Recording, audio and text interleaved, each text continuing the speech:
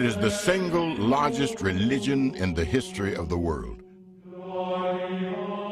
For 2,000 years, Christianity has dominated the hearts, minds, and self-image of Western civilization. The story of Jesus is told every day in churches, homes, and cathedrals around the globe. Yet there is another story, not as well known. The story of the men and women behind the world's most powerful faith. This is the story, not of Christ, but of Christianity. The story of a religion that starts as a tiny Jerusalem sect and goes on to triumph over the world. Join us in exploring the extraordinary story of an extraordinary faith. The epic saga from the Last Supper to the first millennium. The story of the rise of Christianity, the first 1,000 years.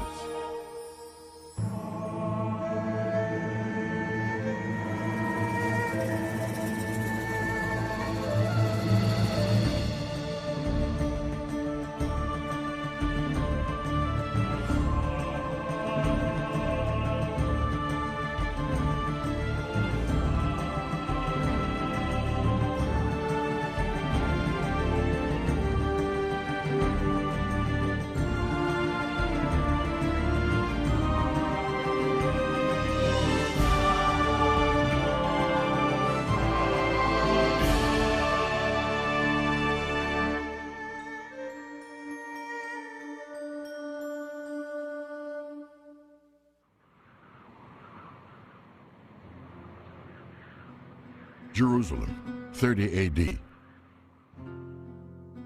The people of Israel are under the subjugation of the Roman Empire. Rome has replaced the Jewish king with a Roman governor. Attempts at rebellion are brutally quashed by the soldiers of the empire. A small group of devout Jews have gathered in Jerusalem to examine their shattered hopes and contemplate their dark future. The leader of their organization has just been executed for treason against Rome.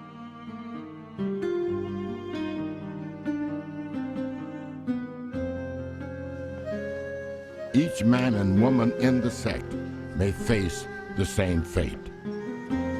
This is the state of mind of the people we have come to call the Christian apostles in the weeks after the death of Jesus of Nazareth. Scripture says there are 12 of them.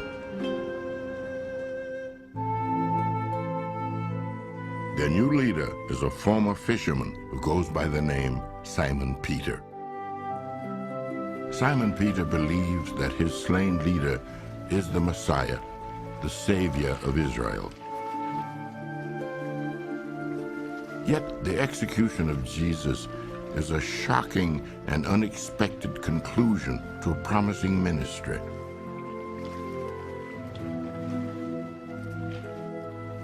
Many of the group's followers, including Simon Peter, claim to have seen the risen Jesus mysteriously resurrected after his death and burial.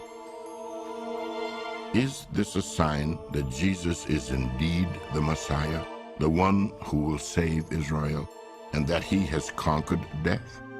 Or is it a trick of the imagination, a devoutly wished-for remedy for a catastrophic situation?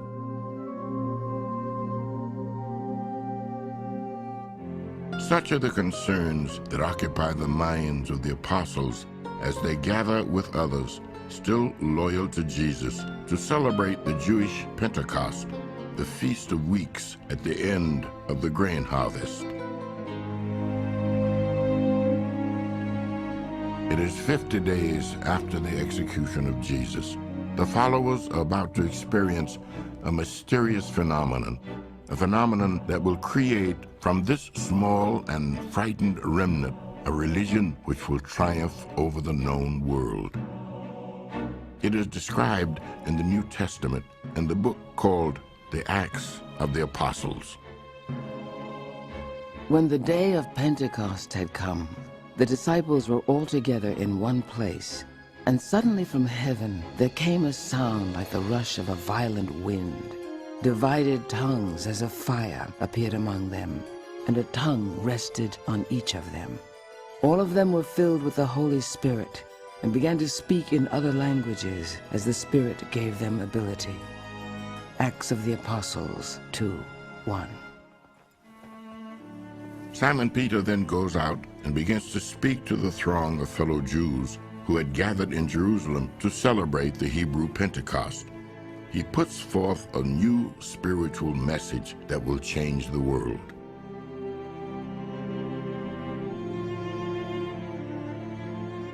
Let the entire house of Israel know with certainty that God has made Jesus, whom you crucified, both Lord and Messiah. Repent and be baptized, every one of you, in the name of Jesus Christ, so that your sins may be forgiven. For the promise is for you and for your children, and for everyone whom the Lord our God calls to him. Acts 2:36. Simon Peter's speech has an astonishing effect. The scriptures say that in that single day, the sect gained 3,000 new converts. From this day forward, the followers of Jesus are no longer a leaderless offshoot of mainstream Judaism. Something new has emerged. Christ is no longer among them, but a new religion has been born. The new converts to the message of Jesus join a dedicated and enthusiastic group devoted to communal living, sharing everything with each other for the common good. All who believed were together and had all things in common. They would sell their possessions and goods and distribute the proceeds to all who had need.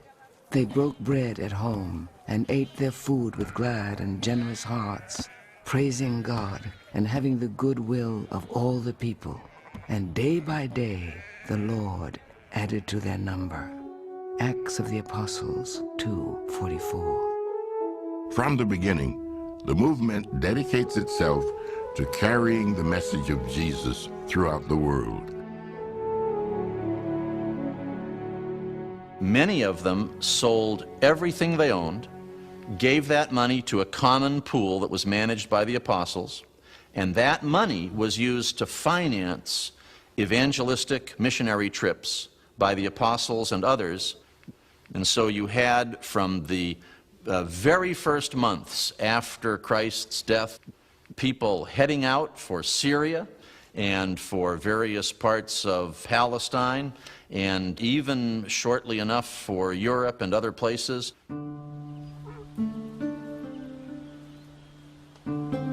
The followers of Jesus now face a dilemma. Who will lead the new church?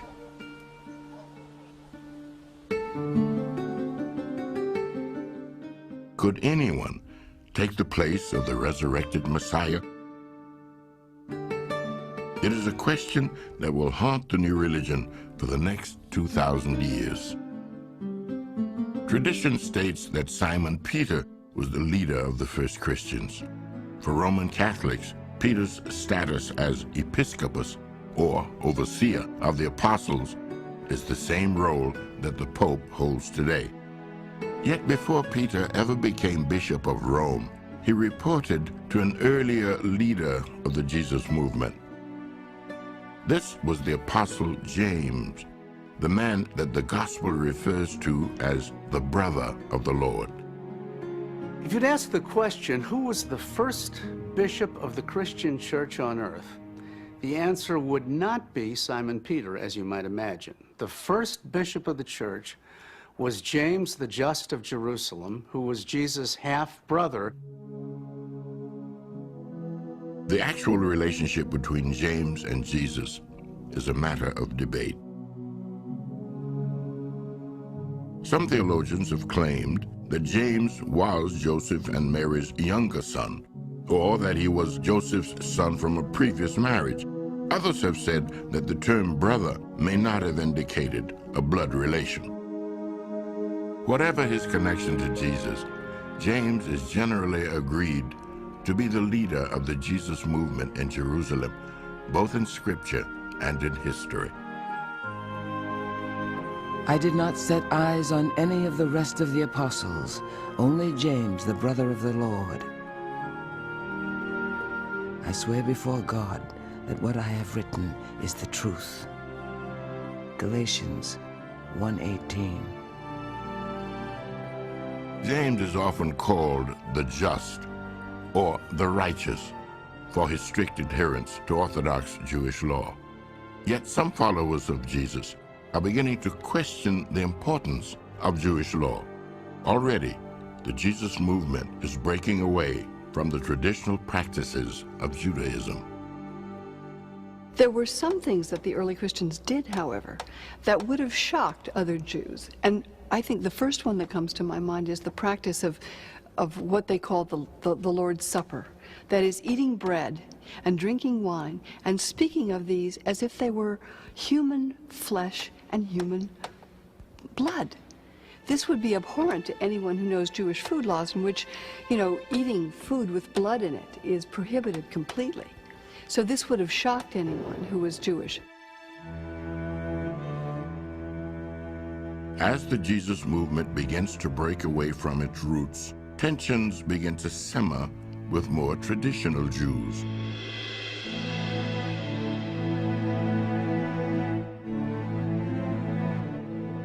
The followers of Jesus are becoming controversial, and controversy is about to provoke violence. The rupture begins with a man named Stephen. Stephen was filled with grace and power and began to work miracles and great signs among the people. Then certain people came forward to debate with Stephen. They found that they could not stand up against him because of his wisdom. So they put up false witnesses to say, "This man is always making speeches against the temple and the law." Acts of the Apostles 6:8.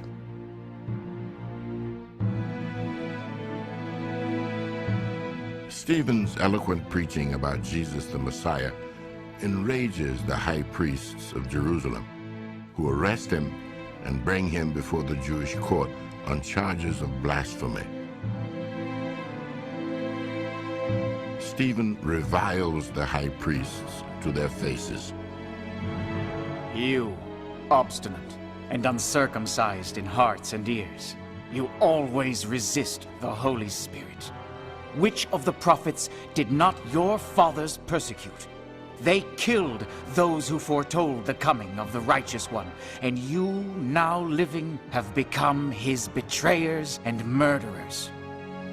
Acts of the Apostles 7:51. When Stephen got up and preached, he challenged the interpretations of the key symbols to Judaism, which were the Torah and the temple.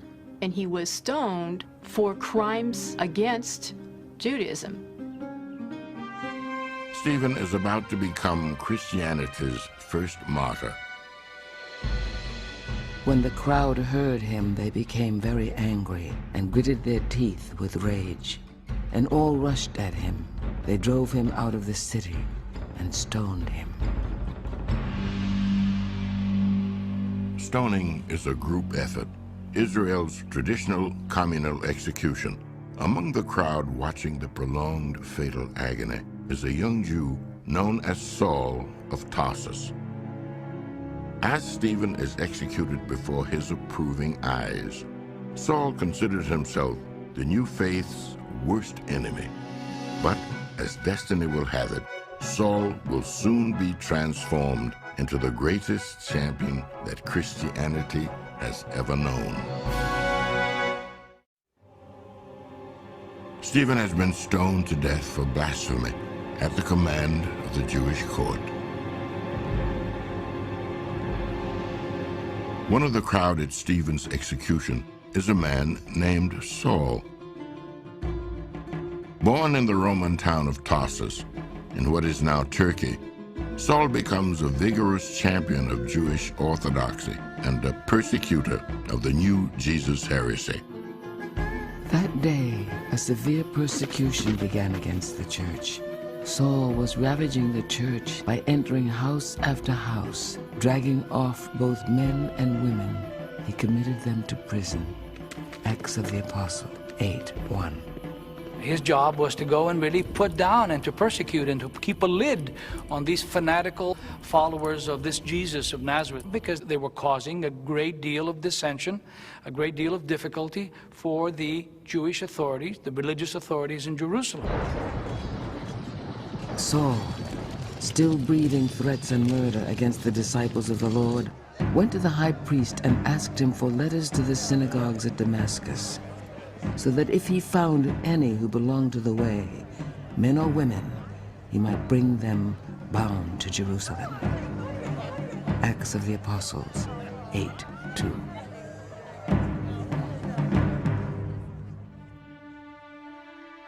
It is in this capacity, as a political and religious enforcer, that Saul experiences a transformation that echoes down to this day.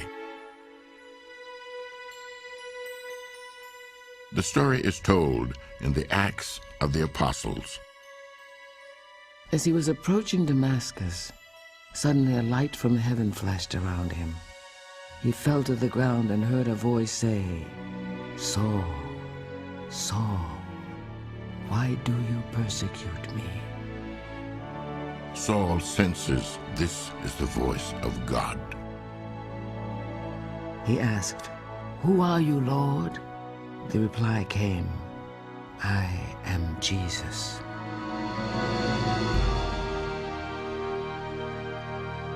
And in that statement, "Why are you persecuting me?" Jesus is telling Paul, the Christians are me. They're my people. They're my body. They're my church. You're persecuting me. And Paul changes completely. Paul of Tarsus, first, last, and always, was zealous about anything he undertook. He was the best student around from Cilicia, if we can believe his report. He took on representatives from all the synagogues in Jerusalem and Damascus and elsewhere proclaiming the faith. And although he was a persecutor of the church to begin with, once he converted, that is, turned 180 degrees out of phase, he then becomes the most enthusiastic proponent of the faith. Thus Saul begins his journey of transformation. Saul is struck blind by his fall and is ministered to by a local follower of Jesus. His sight returns to him, and, as the Christian Bible tells us, he begins to publicly proclaim the teachings of Jesus. However, Saul's astonishing claim of direct contact with the risen Christ is baffling to those apostles who suffered along with Jesus during his lifetime. To them, only one of the Messiah's inner circle could be described as an apostle. The status of the Apostle Paul was always in question in the early church. And the reason it was in doubt is because he had not been a follower of Jesus, had not known him during his lifetime. And those who did claimed prerogatives that they thought didn't belong to Paul. So there was tension between Paul and the leaders of the Jerusalem church. The tension between Saul and the other apostles becomes moot as Saul takes his message to the world outside of Israel. He adopts a Romanized name, Paul, and sets out to bring the story of Jesus to non-Jews, the Gentiles of the Roman Empire. The pagan world of the first century is undergoing its own form of spiritual crisis. The period of time for the early church and the years thereafter was a very interesting time for religion, a post-Olympian kind of period. The Olympian gods and goddesses that they had revered before did not have the same kind of value. People were casting about for new kinds of gods and goddesses, new sorts of beliefs that could capture their fancy and could give them hope and a reason for living beyond what they found with the Olympian gods and goddesses. And so people looked internationally to Egypt and to Turkey and to the Middle East for new kinds of religions, new kinds of gods and goddesses. Many of the Gentiles Paul meets are already attracted to Judaism. They attend synagogue worship and even make sacrifices at the Jerusalem temple. The Jews call them God-fearers. They worship the Hebrew God, but have not completely converted to Judaism with the requisite circumcision and kosher dietary restrictions. Some of these God-fearers are among Paul's first converts to the teachings of Jesus. But the new apostle's mission rapidly extends beyond the God-fearers and beyond the confines of Jerusalem. Paul's mission to the Gentile world is perhaps the most revolutionary undertaking in the history of Christianity. Wherever he goes, Paul tailors his preaching to appeal to each new audience. He frankly states in one of his letters that he is attempting to be all things to all men. Paul brings the message of Jesus north to the Syrian city of Antioch. Here the word Christian is first used to describe the new sect and to distinguish it from Judaism. Paul changes the name of his master from the Hebrew Yeshua, a modified form of the name Joshua, to the Greek Iesus. And he translates the Hebrew word Mashiach, Messiah, meaning anointed by God, to the Greek Christos. Paul now travels west by foot, by caravan, and by ship. He makes his way through Asia Minor into Greece and finally to Rome itself, capital of the empire and center of the Gentile world. He was really good at winning over the Gentiles because he was born in Tarsus, and so he knew the Gentile world. He knew what phrases to use in terms of their logic and how to communicate to them and how to win them over. He always carefully in his sermons began where his hearers were, and then he drew them out in the direction toward Christianity that he wanted to bring them along. And so it's a masterpiece, I think, of sermon skills, pastoral skills, approach, forensic abilities, and combining with his own natural immense intellect. He could bring it off. As Paul travels throughout the Mediterranean, he writes letters of advice and instruction to the various churches he has founded. These letters are the first Christian scriptures, predating the writing of the Gospels by decades. But a crisis is now brewing in Jerusalem. Some claim that Paul's mission to the Gentiles has been so accommodating that it has betrayed the origins of the movement. In preaching to the Gentiles, some fear that Paul has forgotten Judaism.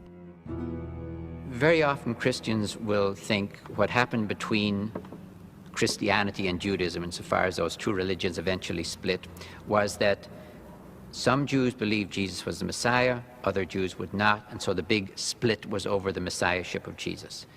That is almost totally wrong. What the split is over is the attitude towards God's law. Can we begin to decide there are parts of God's law that can be left aside?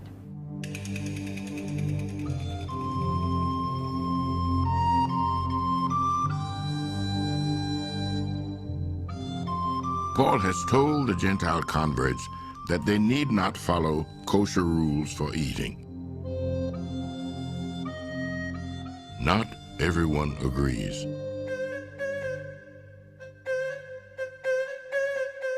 In Jerusalem, some Christians insist that converts to the sect must follow the full extent of the Jewish law.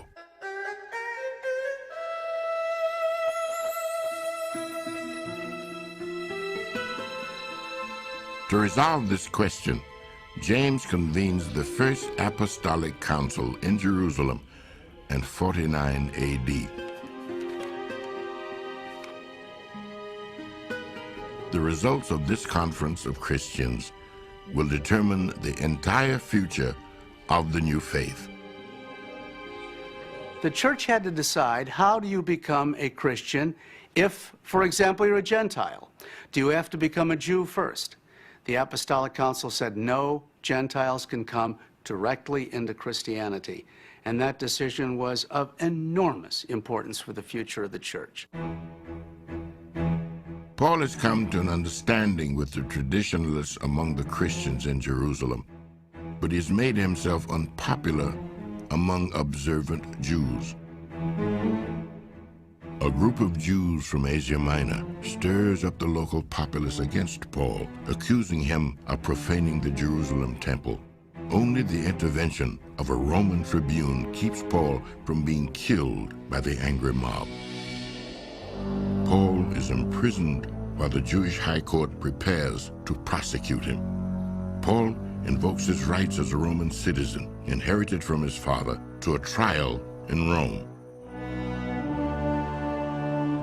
He is taken under guard on a ship bound for the capital.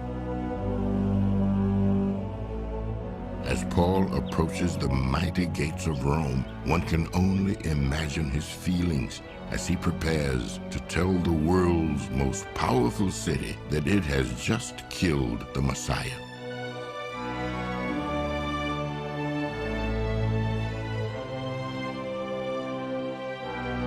Paul remains under arrest for the next 5 years, but his power of persuasion is so strong that even incarcerated, this is one of his most productive periods.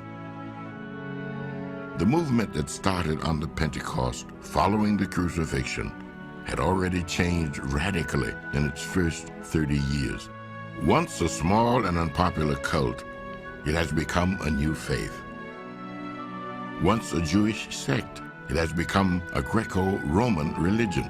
The entourage of an executed rebel has been expanded to include throngs of dedicated converts from across the known world. But a deadly backlash is about to set in. A backlash from the Roman world which Christianity has so eagerly sought to win over. The new faith is about to suffer the wrath of an angry empire. The sudden expansion of Christianity in the latter part of the first century is an astonishing success story. It was explosive in the way that it spread. Christianity went everywhere suddenly, and it seemed like the whole Mediterranean basin, the whole Roman Empire, within a number of decades was hearing the good news of Christ. Within one generation, the center of Christianity has moved from Jerusalem to Rome. Rome is, after all, the center of the empire.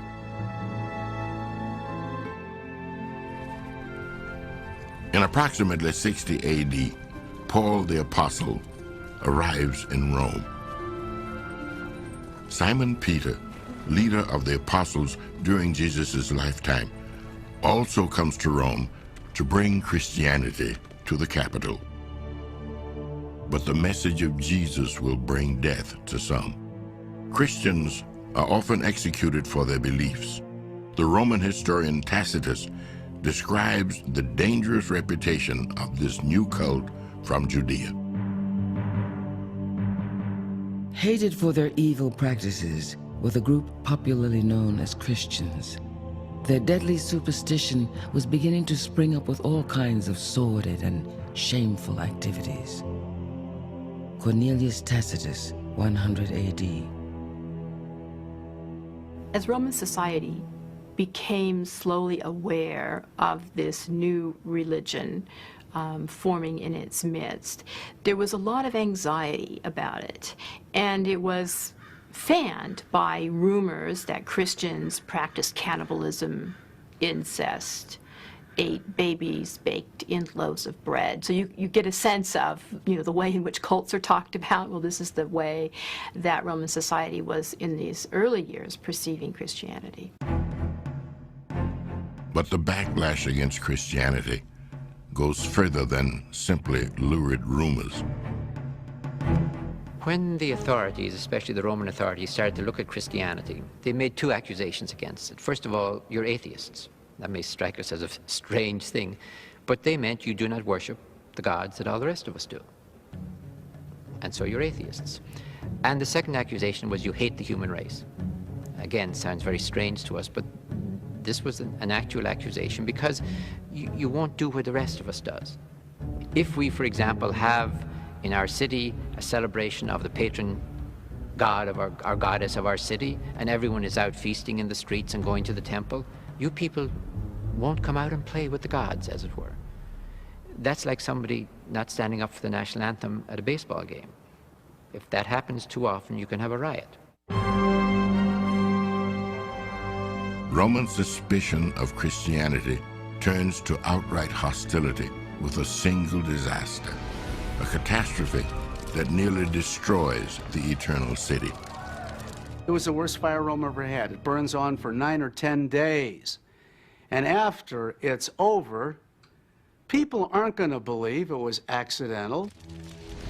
No one knows how the fire began, but many Romans blame the devastation on their corrupt emperor Nero. Nero, in turn, blames the disaster on Christian arsonists. He begins an official persecution against Christians, arresting, torturing, and executing them. Here is how the Roman writer Tacitus remembers the scenes of dying martyrs. In their deaths, they were made a mockery. They were covered in skins of wild animals, torn to death by dogs, crucified or set on fire, so that when darkness fell, they burned like torches in the night.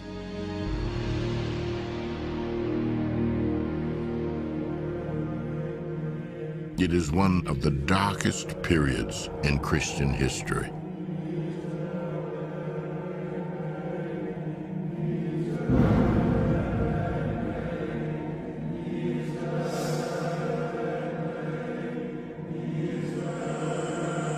Crucifixions and beheadings give way to public executions in the Colosseum, where Christians are often attacked by wild animals or forced to fight gladiators for the amusement of the crowd.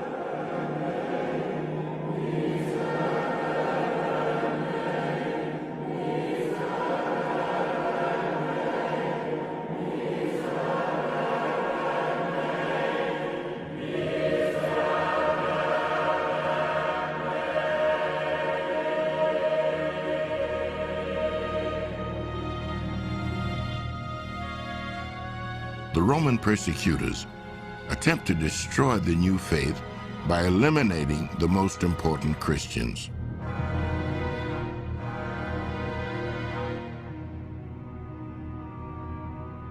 What the Roman Empire did was pick the leaders. It made it very clear there's us and there's them. There's the martyrs and there's the murderers. And in a way, it put paganism and Christianity clearly at odds with one another. Ironically, the Roman strategy only seems to strengthen the new religion. One account describes the effect of persecutions by saying, "The blood of the martyrs is seed for the new faith." Paul of Tarsus, who has been under house arrest in Rome, is beheaded by the authorities. Simon Peter is publicly crucified by the Romans in the same period. It is said that, feeling himself unworthy of the same death as his master Jesus, Peter asked to be crucified upside down. In addition, The Jerusalem church, under the leadership of James, has been wiped out. James was thrown to his death from the Temple Mount by Roman soldiers in 62 AD. A full-scale Jewish rebellion breaks out the following year. Roman legions descend upon the city of Jerusalem and burn it to the ground in 70 AD. The Jewish temple is destroyed. The Jewish people are subjugated. The homeland of Jesus will no longer be the homeland of Christianity.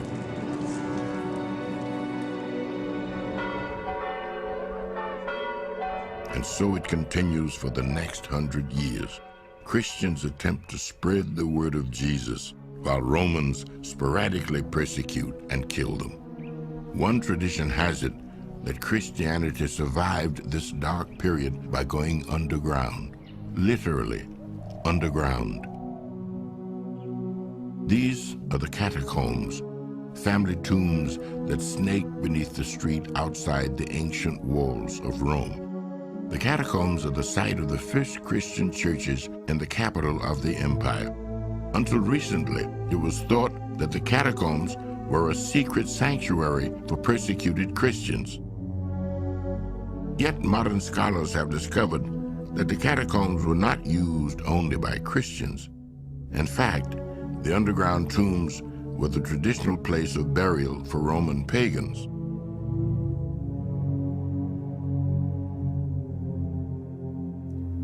People celebrated a meal together with their dead in the Roman catacombs. I'm not talking about Christians, I'm talking about pagans.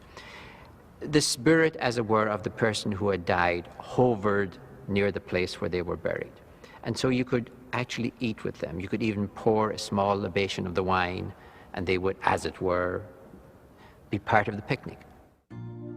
The catacomb churches, far from being places of refuge, are actually an attempt to integrate Roman customs into the evolving forms of Christian worship.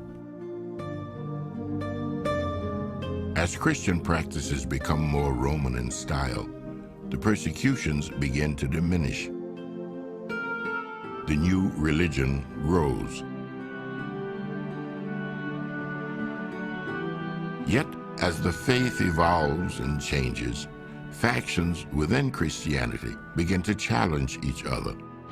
New forms of worship emerge, each insisting on its own orthodoxy. As the danger of Roman persecution begins to fade, the equally severe danger of factionalism threatens to tear apart the Christian religion.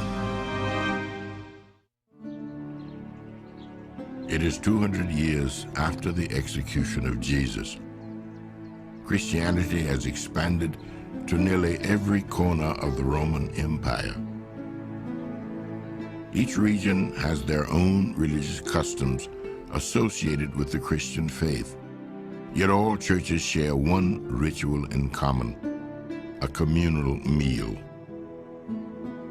We sometimes forget when we look at the Eucharist in the Christian church today, which is a sort of a symbolic meal, that the Eucharist in those Christian communities was a real meal. People like myself, who are fairly well fed and who don't think very often about where the next meal is coming from, find it very difficult, I think, to imagine that people seriously thought about heaven as a banquet. Wow, with enough food. Or that the Eucharist is a real meal. God comes to us as food.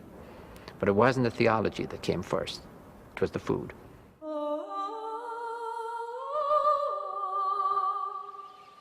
The Christian communal meal is usually held in the home. This leads to a power structure in the early church entirely different from the one we have today. For often early Christian churches were led by women.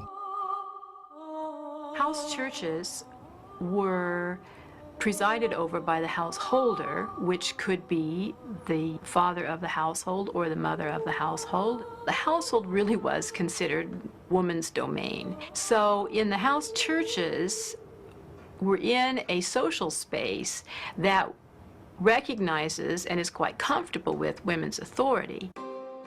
Women leaders are part of the wide diversity that marks early Christianity. Rituals and customs may vary from city to city and country to country, yet as Christianity grows, this diversity is increasingly seen as a threat. Christianity is still persecuted throughout the empire, and many Christians feel that a united front is needed if the new religion is to survive.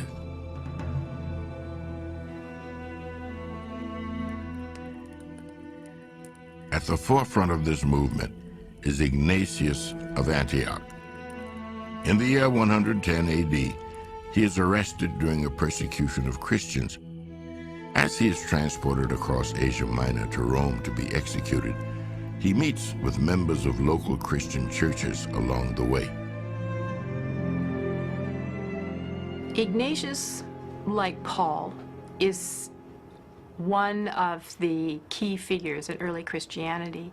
He's working to centralize the authority over Christians in a town under a single person. There's a move to consolidate all of those little house churches into one larger organization. One of the movers in this direction was to bring a central authority to this collection of house churches in the form of a bishop. Ignatius proposes a structure for the church based on Roman city government. The Christian congregation becomes the Roman city, and the bishop becomes the Roman administrator. In this way, every early church comes to resemble a Roman municipality in the empire of Christianity. In letters to the churches he visits, Ignatius sets forth his design for a centralized Christianity. You should all follow the bishop as Jesus Christ did the Father. Follow to the elders as you would the apostles, and respect the deacons as you would God's law. He who pays the bishop honor has been honored by God.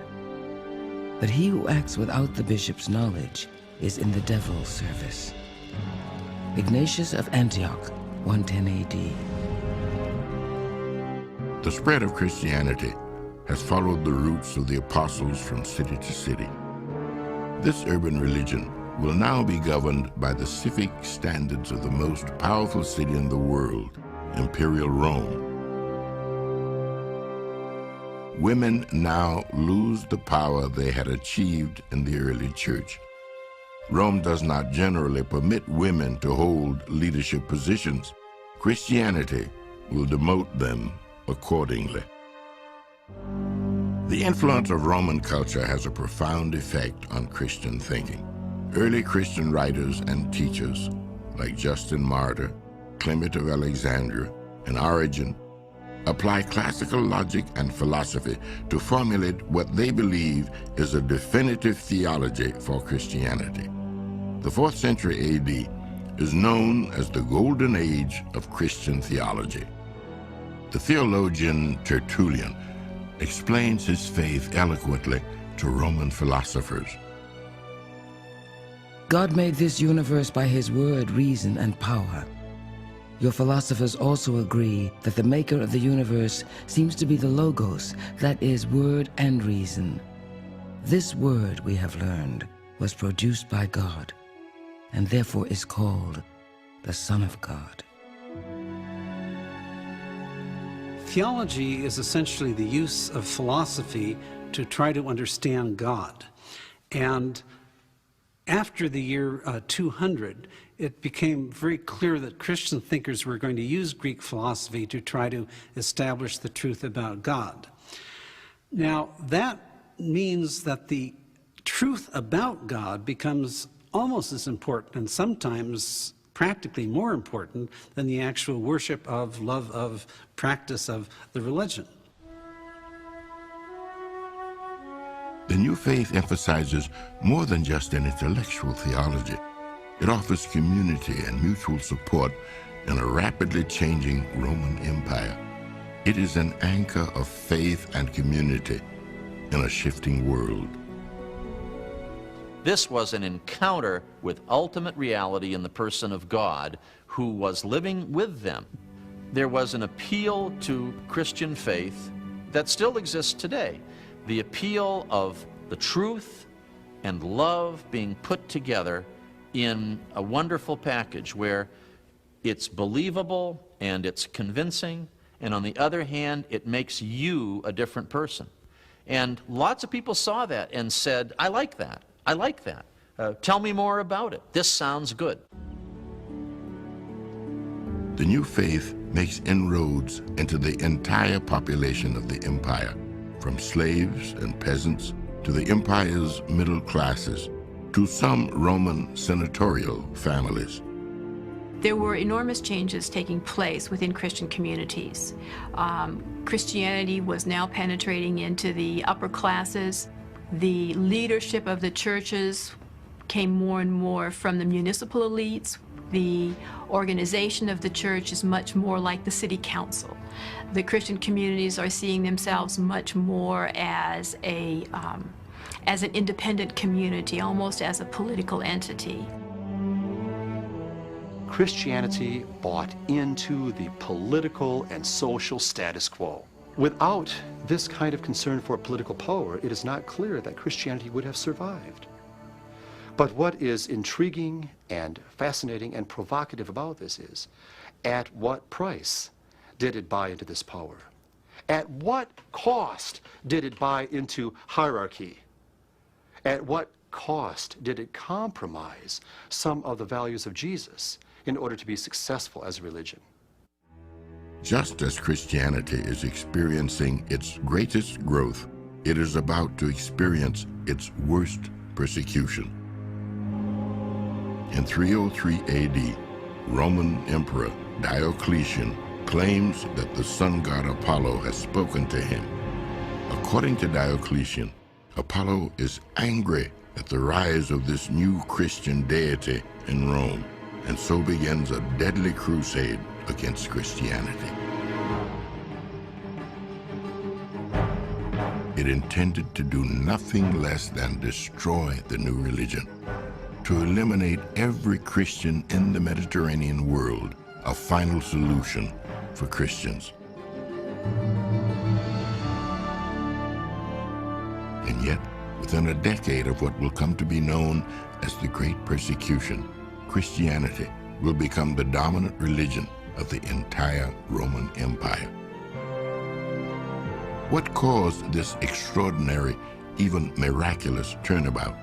How did this tiny Jewish sect from the backwater of the empire come to dominate Rome, the Mediterranean, and all of Europe? The rise of Christianity is one of the most startling success stories in history. In less than 300 years, Christianity has spread from an obscure corner of Palestine through the entire Roman Empire. Despite centuries of persecution and repression, Christianity has not only survived, it has flourished.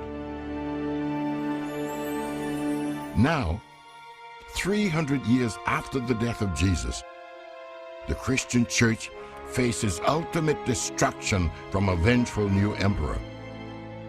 But the new faith will soon turn the tables on its oppressors. Christianity is about to conquer the Roman Empire itself. In the first years of the 3rd century, the Roman Empire is in a state of chaos. Political crises, barbarian invasions, and drastic economic troubles nearly bring about the collapse of the Roman Empire. Political infighting becomes deadly. There have been 22 emperors in 50 years, and 20 of them have died violently. In 285 AD, The Emperor Diocletian takes command and reorganizes the entire empire on a military basis.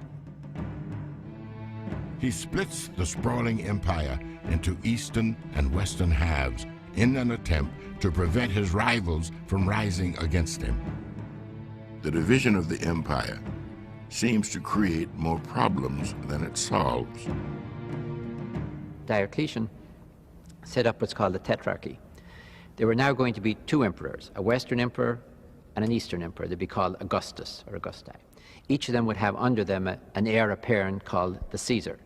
So you had 2 and 2.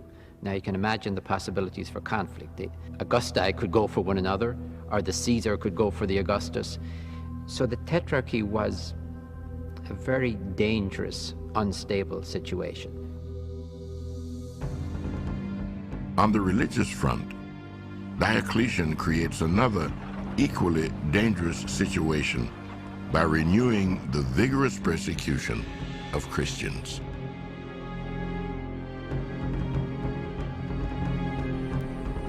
In 312 AD, the unstable power structure of the divided empire collapses.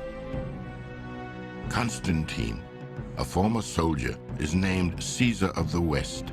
He is assigned to the furthest reach of the empire, the English city of York. It is from here that Constantine makes his fateful bid for power. With his legions, he marches south across the European continent, intent on overthrowing the emperor. 8 miles outside Rome, at the Milvian Bridge, Constantine pauses. It is the eve of what will be the greatest battle of his life, the fight for control of the empire.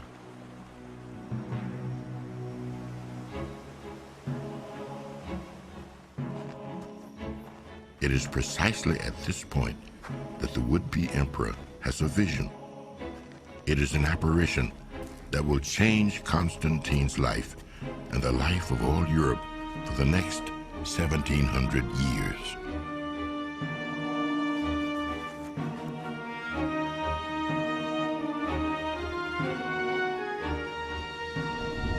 Looking up in the sky, Constantine sees the sign of the cross on the face of the sun.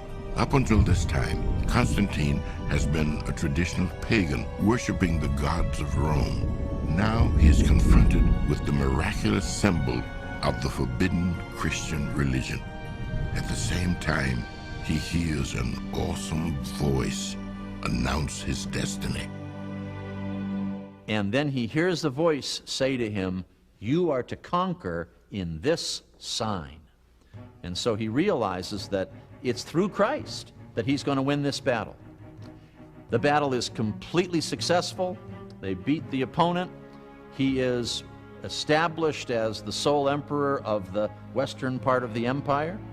And ever after that, he's a Christian. And so it was that the tiny sect of a Jerusalem rebel conquers the Roman Empire. The conversion of Constantine is one of the most important turning points in Christian history. Constantine immediately rewards his newly embraced religion by issuing the Edict of Milan, declaring official tolerance for Christianity throughout the empire.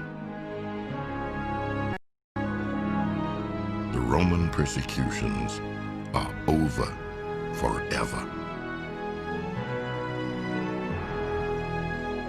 In 323 AD, Constantine marches against the Eastern Augustus, the pagan Licinius, and defeats him after 2 years of war.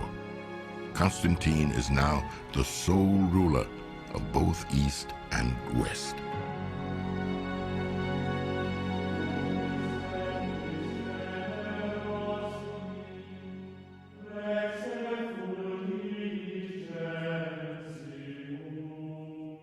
The ceremonies to celebrate the reunification of the empire are Christian.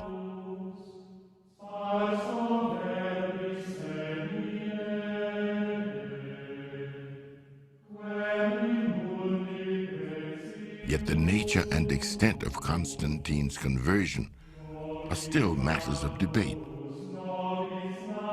Modern scholarship suggests a complicated scenario behind the traditional version of history's greatest conversion. Some scholars claim that the god Constantine accepted that day at the Milvian Bridge was not Jesus, but the sun god Apollo.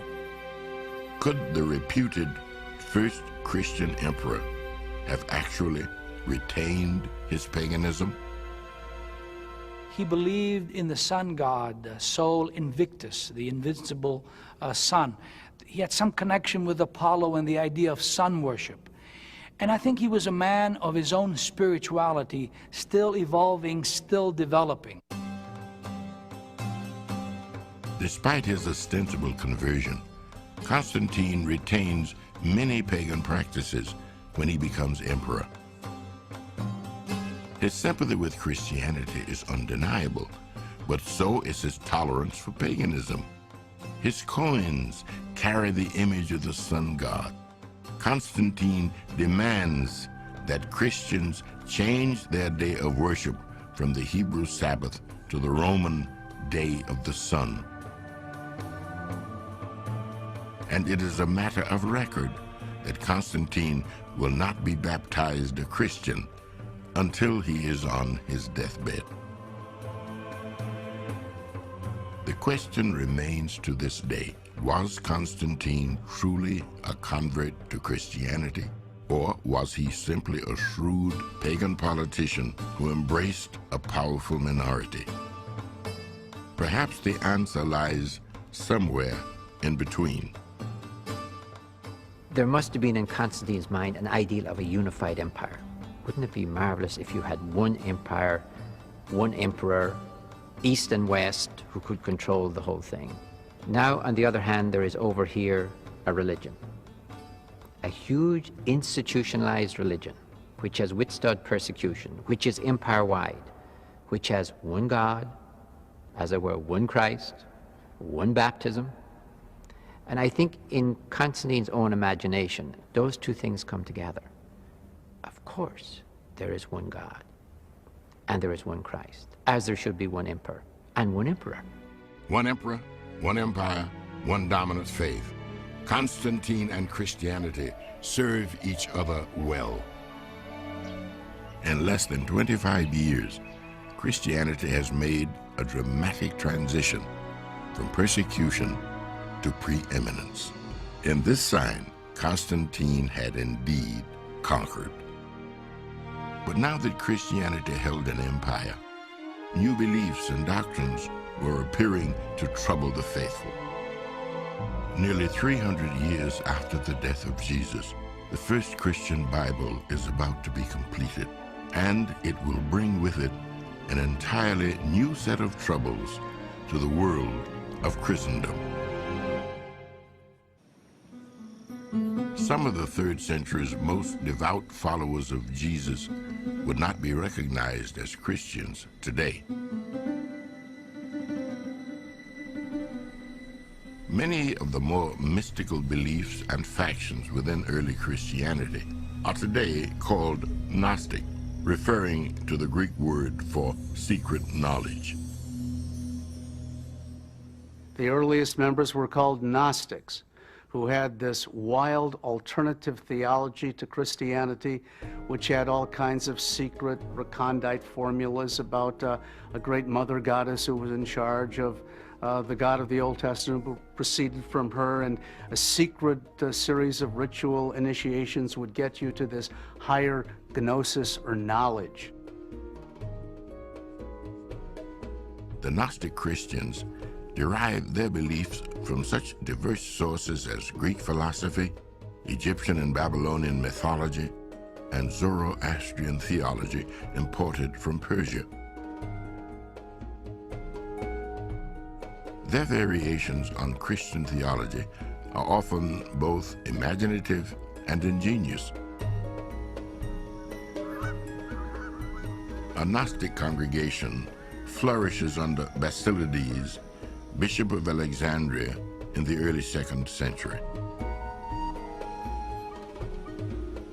Basilides teaches that the world was created by a blind and insane angel named Abraxas, who believed himself to be God.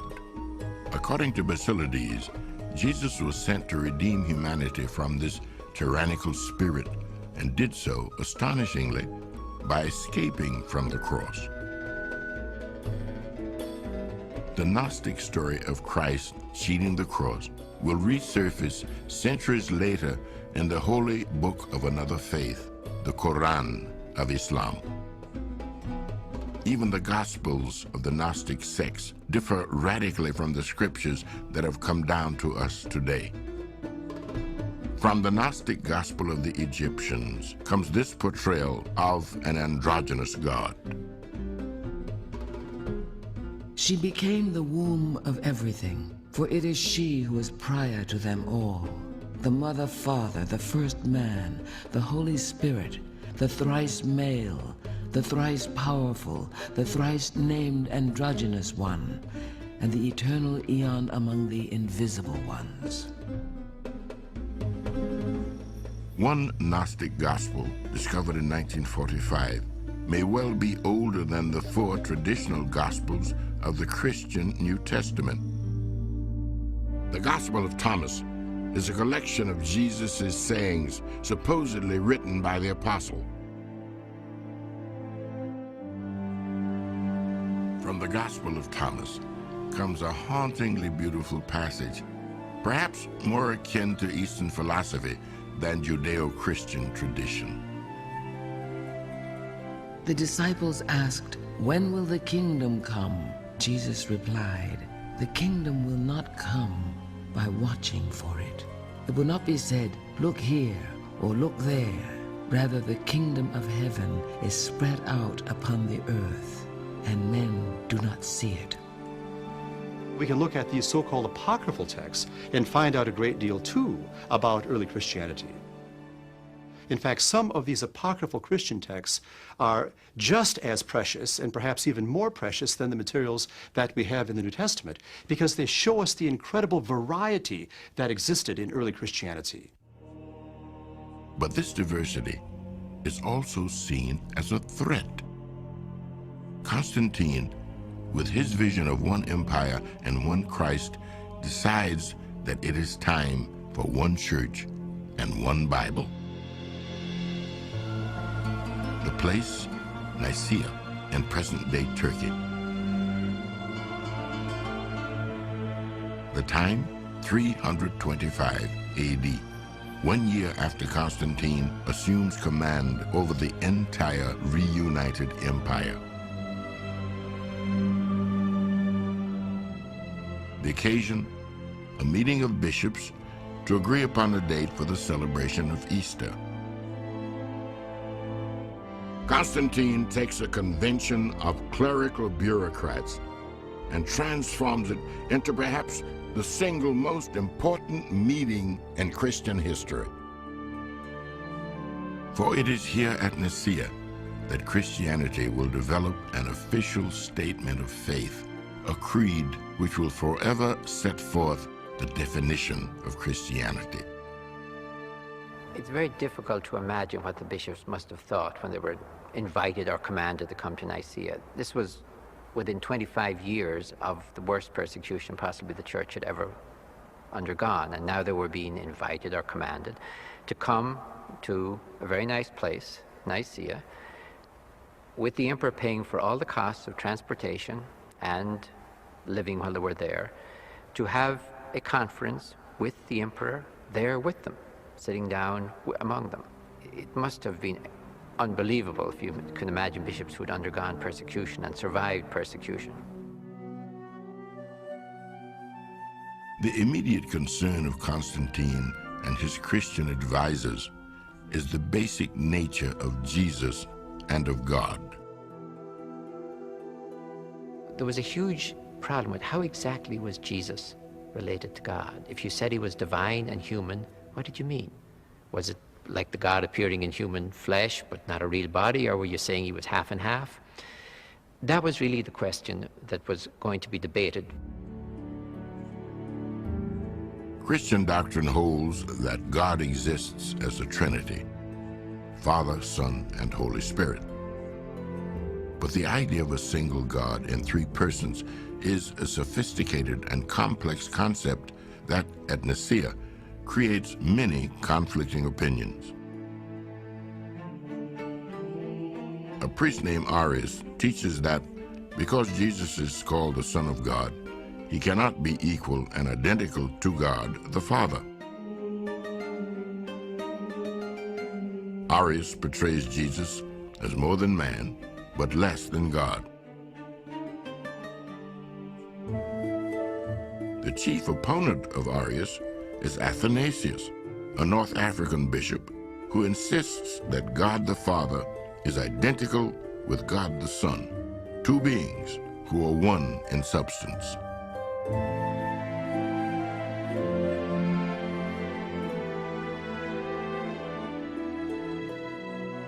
The bishops at the Council of Nicaea wrestle over a definitive interpretation of the Trinity. Their heated arguments often revolve around the most infinitesimal details. The Greek term was very important, homoousios, of the same substance as God. And Arius had said, no, he's homoiousios, like the substance of God. And so the whole discussion hinged around one Greek letter, the iota. The Council of Nicaea's final decision, by a vote of 300 to 3, is that Jesus is of the same substance as God. Arius loses. The concept of the Trinity triumphs. To make the matter absolutely clear, the bishops of the council create a creed or oath to which they expect all Christians to adhere. The Nicene Creed, created in the hot summer of seaside Nicaea in 325 AD, has been repeated every day since then in Christian churches all over the world. I believe in one God, the Father, the Almighty. I believe in Jesus Christ, Son of the Father before all ages, one in being with the Father. I believe in the Holy Spirit, the Lord and giver of life. The Church has conquered the heresy of Arius and created a confession of faith. It now turns its attention to the written Word of God. Prior to this time, there has been no accepted Christian Bible. Each congregation and community throughout the empire had its own collection of holy books. Amongst these are not only the traditional scriptures, but Gnostic Gospels and such texts as the Revelation of Peter, the letters of Clement, and a book of advice and ethics called The Shepherd of Hermas. Nobody is writing the New Testament. That's a process. It takes place over a long period of time. There's no one moment you can say, it's done now. There are fringe ones like the Shepherd of Hermas that could be in for some churches, out for other churches. I suppose the absolute moment when the die is cast is when Constantine says, I'm going to subsidize 50 huge Bibles. Nobody will say to Constantine, well, we haven't quite decided yet what's in and out. You say, yes, and then you decide. And at that moment, Clement is out, the Shepherd of Hermas is out, and your decision is made. And that's really the last step in the closing down of the canon of the New Testament.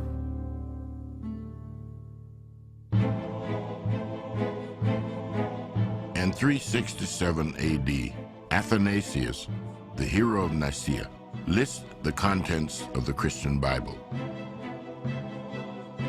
It contains 27 documents, from the first verse of Matthew to the last sentence of Revelation, the same 27 documents that today we call the New Testament. 3 centuries after the death of Jesus, Christianity now has a creed, a Bible, and an empire. Yet far from the imperial bustle of the Roman capital, Christianity is continuing to evolve. The faith of Jesus is about to be transformed by the rugged and austere life of solitary monks living in the deserts and caves of Egypt.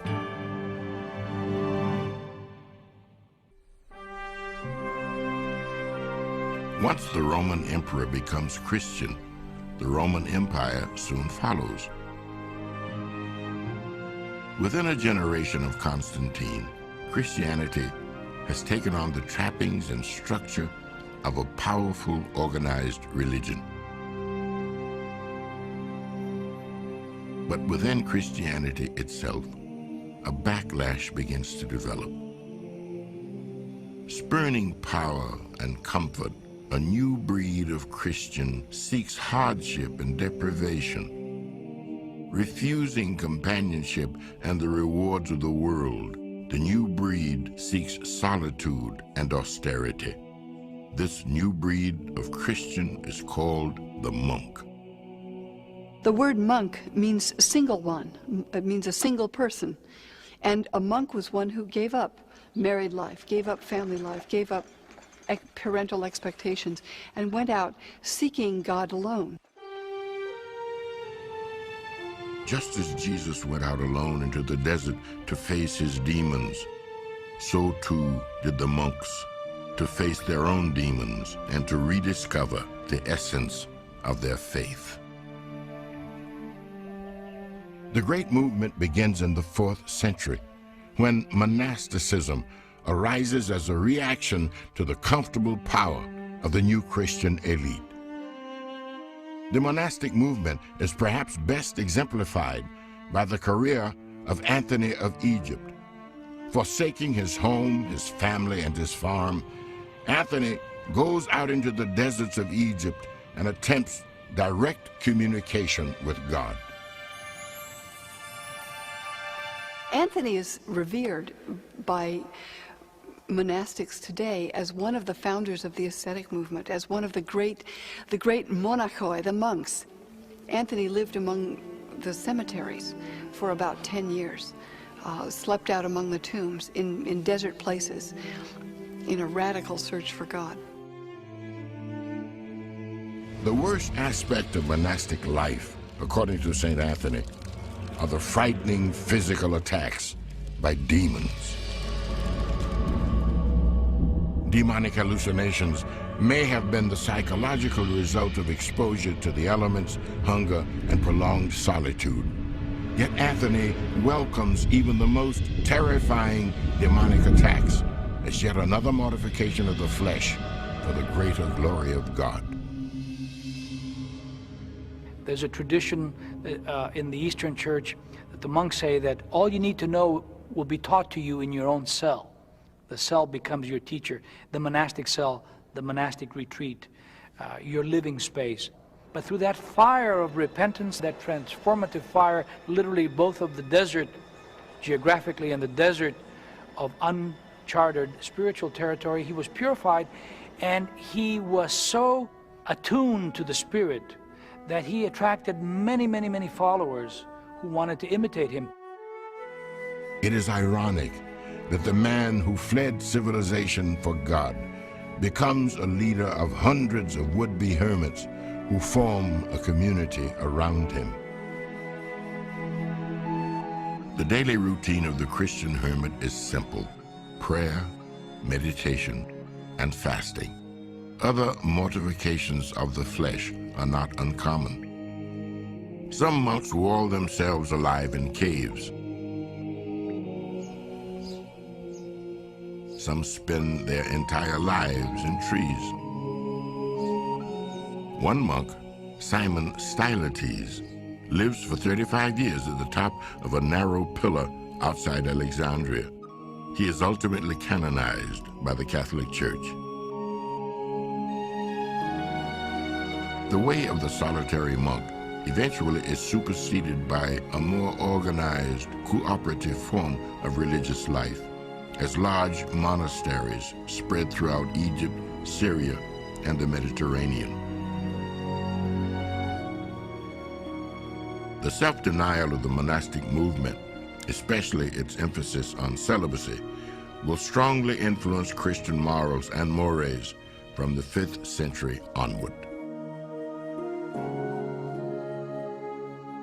The most admired expression of Christianity, Christianity at its most sterling, was the Christianity practiced by the ascetics. So, if we think about it, if the highest form of Christianity is ascetic Christianity, which means the renunciation of sexuality, then what that means in principle is that sexuality is incompatible with spirituality, that you have to choose, that the two are poised over against each other as adversaries. No one better exemplifies the battle between sensuality and asceticism than Augustine. Born in Hippo, a city in what is now Algeria, Augustine is perhaps the most renowned theologian in the 20 centuries of Christian history. His books, The Confession and The City of God, are powerful and personal stories of an individual's spiritual journey. The Confession, written in 400 AD, has been so powerful to readers over the centuries because Augustine confesses everything, from sins of theology to his many, many sins of the flesh. He lived what we would call a dissolute life. His mother was a Christian, his father was not. He agonized over which direction his life should take. There were times when he'd have strong religious impulses. There were times when he didn't. He had trouble controlling his sexuality. Because my will was perverse, it changed to lust, and lust, yielded to, became habit, and habit, unresisted, became necessity. Thus I came to understand how the flesh lusts against the spirit, and the spirit against the flesh. But Augustine is more than just a sexual libertine. He is also an educated intellectual. He studies metaphysics, Greek philosophy, and the theories of Plato. He experiments with mysticism and a Gnostic religion from Persia. Yet throughout his pursuit of philosophical truth, Augustine is equally absorbed by his pursuit of sexual pleasure. The tension between the two poles of philosophy and sensuality is resolved one day in a garden in Milan. I was still enslaved by my sins, weeping all the while with the most bitter sorrow in my heart, when all at once I heard the sing-song voice of a child in a nearby house. Again and again it repeated the chorus, "Take it and read, take it and read." I seized the book containing Paul's letters and opened it. In silence, I read the first passage on which my eyes fell. The passage that Augustine opens to is from the letter of Paul to the Romans. No orgies or drunkenness, no immorality or indecency, no fighting or jealousy. Take up the weapons of the Lord Jesus Christ and stop giving attention to your sinful nature to satisfy its desires.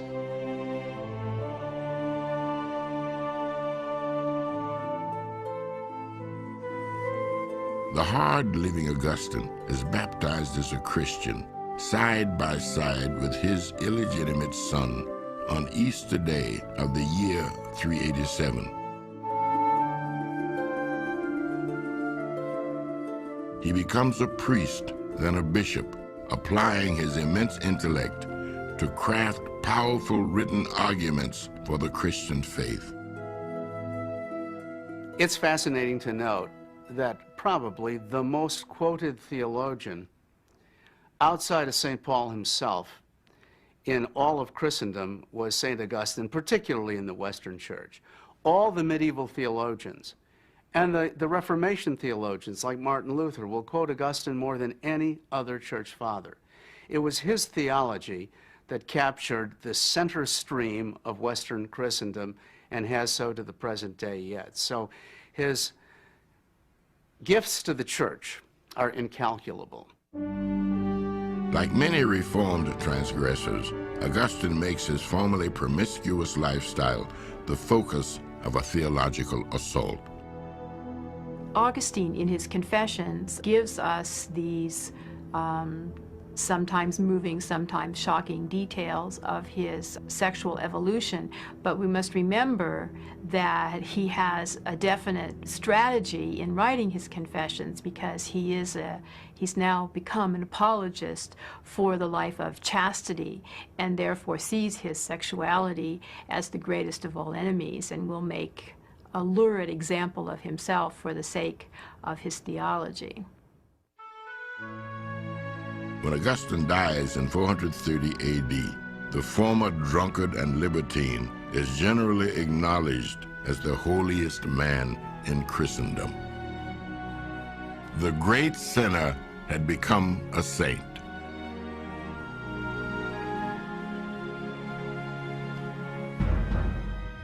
But while Augustine constructs a new Christian theology in North Africa, across the Mediterranean, the capital of Christendom faces disaster.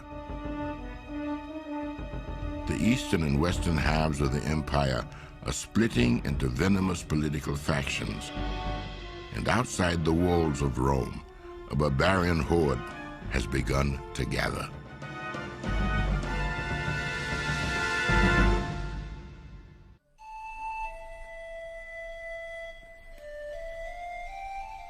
By the 5th century, Rome is no longer the first city of the empire.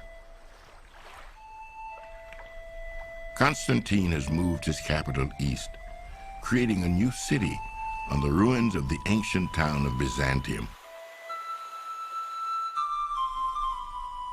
Constantinople, as it is called, boasts the finest natural harbor in the Mediterranean and commands the Straits of the Dardanelles, where Asia meets Europe. There is no finer setting for the new capital of a vast, sprawling empire. While Constantinople takes its place as a world capital, Rome enters into a period of decline, neglect, and unprecedented vulnerability. Slowly, much of the Senate and many of the titled nobility of old Rome began to move to this area, and Rome was beginning to fall into decay. Germanic tribes began to start to break into what was called the old Roman Empire. And so, little by little, Rome, ancient Rome, was beginning to be abandoned. For the past 3 centuries, Rome has been defending her borders against the nomadic European tribes from the north. They call themselves Goths, Alans, Vandals, Sueves, and Franks. The Romans simply called them barbarians. Rome has wealth, civilization, and vast resources. The northern tribes want what Rome has. As the legions of the empire move east, Rome sees the barbarians moving closer. In the year 410, a tribe of Visigoths breaches the gates of Rome. The city is sacked, the citizens butchered. The disaster shocks the entire world. Remember, the Roman Empire is viewed as the manifestation of God's kingdom on earth. Therefore, if that empire falls, it's sort of inconceivable. It wrecks your whole view of Christianity. Again and again, Germanic invaders attack the gates of Rome. The Visigoths, the Ostrogoths, the Vandals.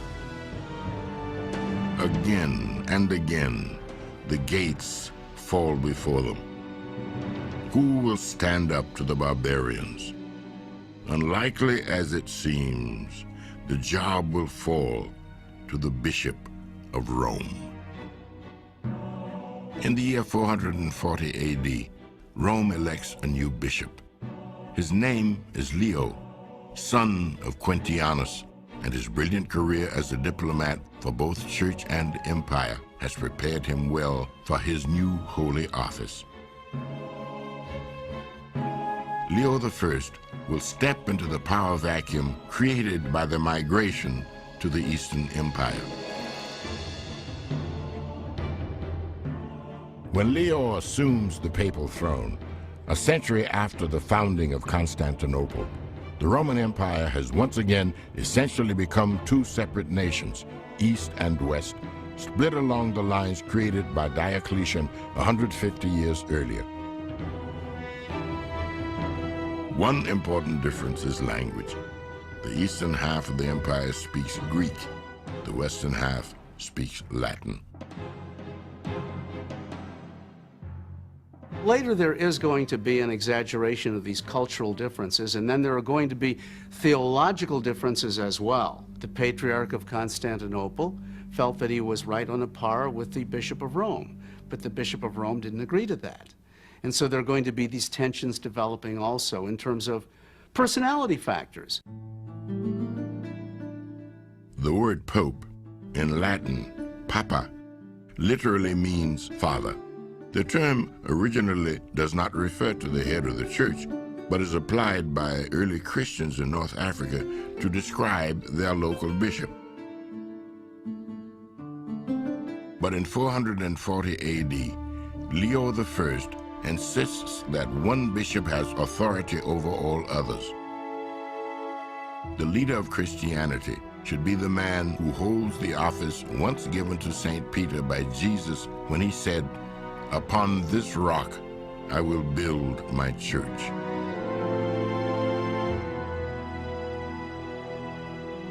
This doctrine does not sit well with the bishop in Constantinople, who has the ear of the emperor. What the Patriarch in Constantinople is saying is, I am the most important of all the Christian bishops, because I am here at the center of the Roman Empire, and I have the authority of the emperor with me. What the Pope in Rome, for the first time, is now saying fairly clearly is, wait a minute, I am the successor of St. Peter, and it's Rome, where Peter was first bishop, that has the primacy of the church over the Patriarch. Leo's aim in asserting the primacy of Rome is to reinforce church unity. Ironically, he begins a process that will eventually tear the one holy universal church in two.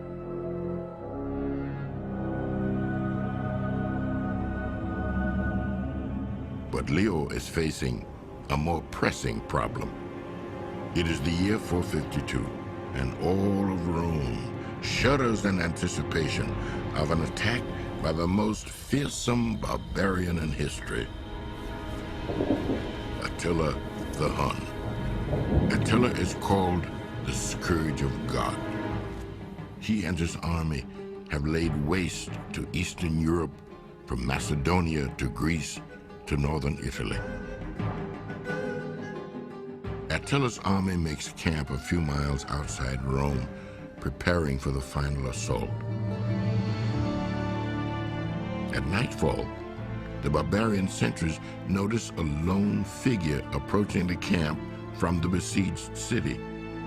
It is Leo, the Pope of Rome, who has come alone to stop the Scourge of God.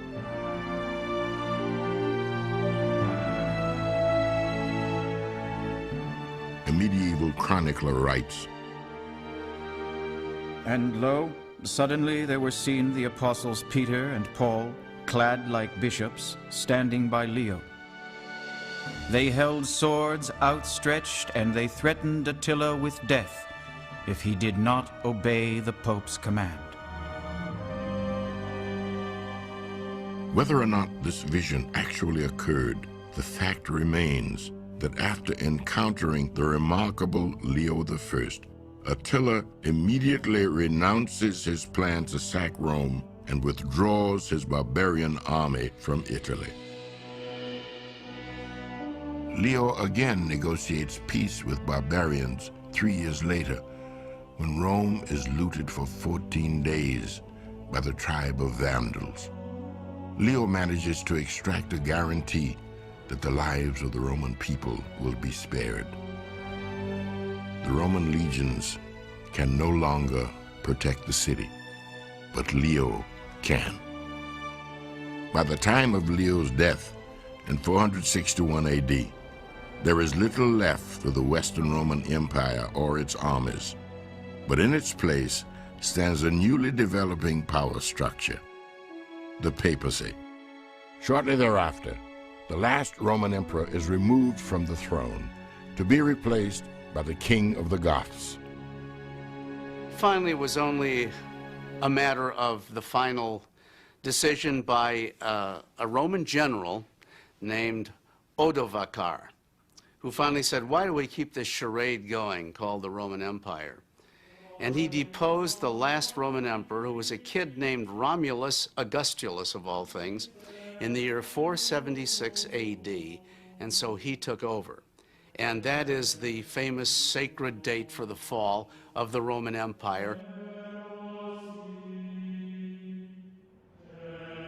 In the 5 centuries since the death of Jesus, Christianity has conquered an empire.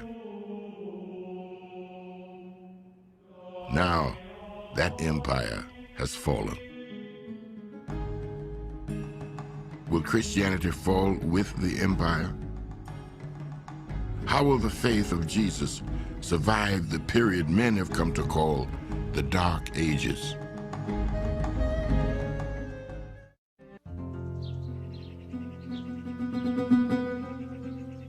The year is 410 AD.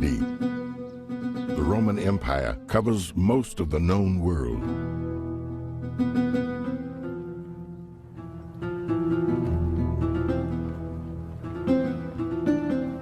Only 4 centuries ago, a preacher from Galilee was crucified for his beliefs by a Roman governor.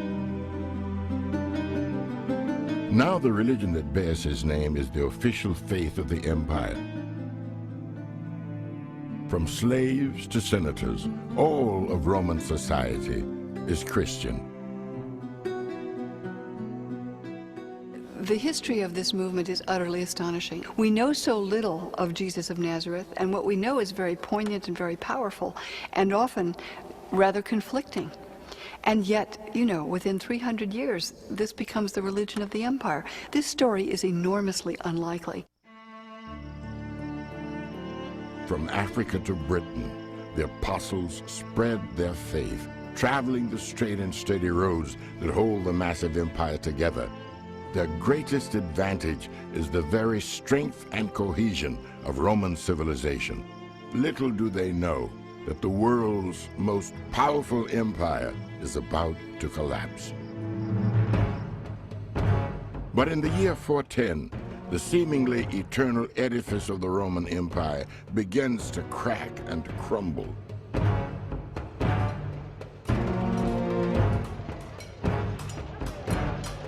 Wave after wave of barbarian forces descend on the city of Rome.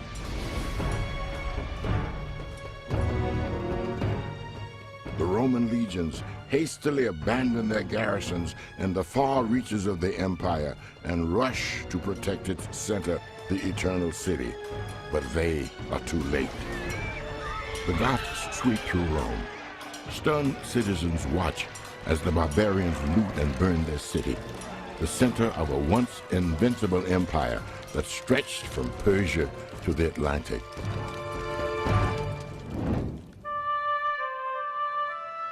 Meanwhile, in Britain, northernmost point of the empire, Roman fortifications stand deserted. Without the Roman soldiers to protect them, the citizens are left defenseless to attack from the north, and to the north lies Ireland. Unlike Britain, 5th century Ireland remains unconquered by Rome and untouched by Christianity. The Irish are a people rooted in timeless traditions that are at once wild and pastoral.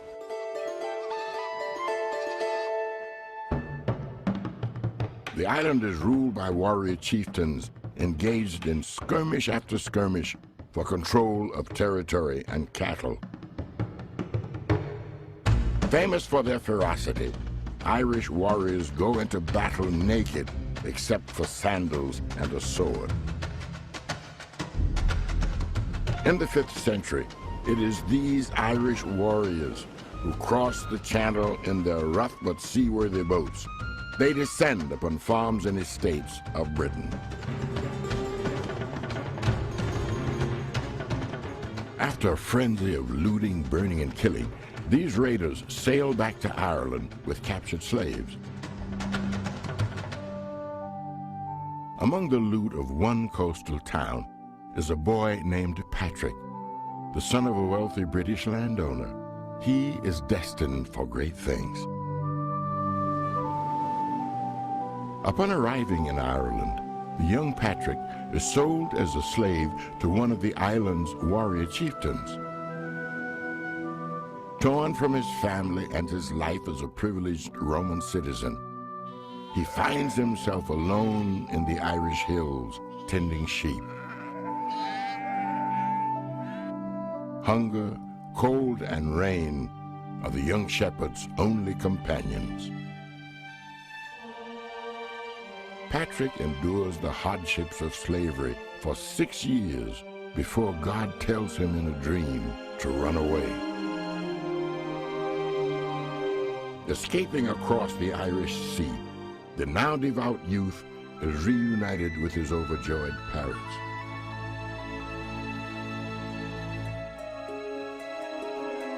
But Patrick seems changed, restless, unable to settle down. One night, in a dream, he has a vision of the Irish people. They ask him with one voice to return to them and to bring them the word of God. Thus, Patrick's journey to sainthood begins. Patrick studies for 12 years to prepare himself, and in 432, he is sent to Ireland as a missionary bishop. This is his long-awaited opportunity to spread the gospel among the Irish. Patrick is not blind to the risk of challenging the gods of the warlike Irish, yet he defies the Druid priest by lighting a forbidden fire high on the hill of Slane to celebrate Easter.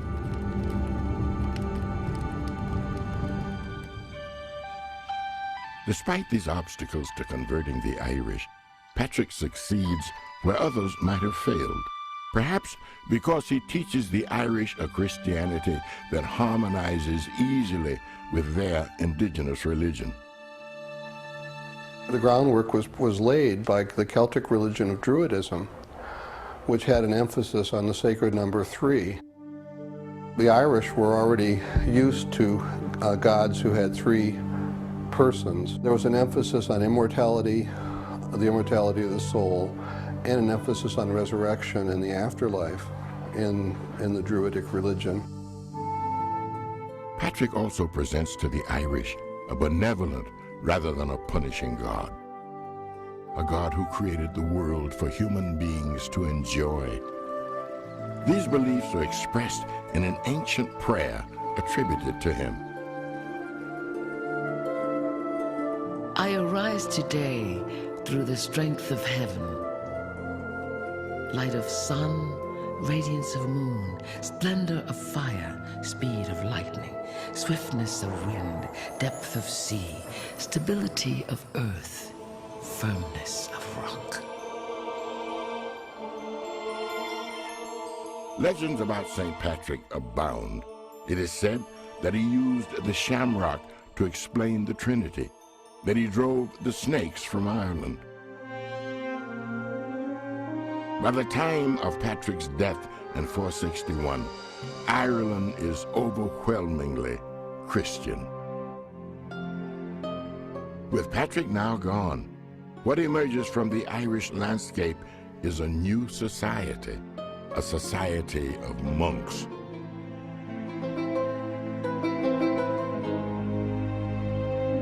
They are the spiritual heirs of Patrick.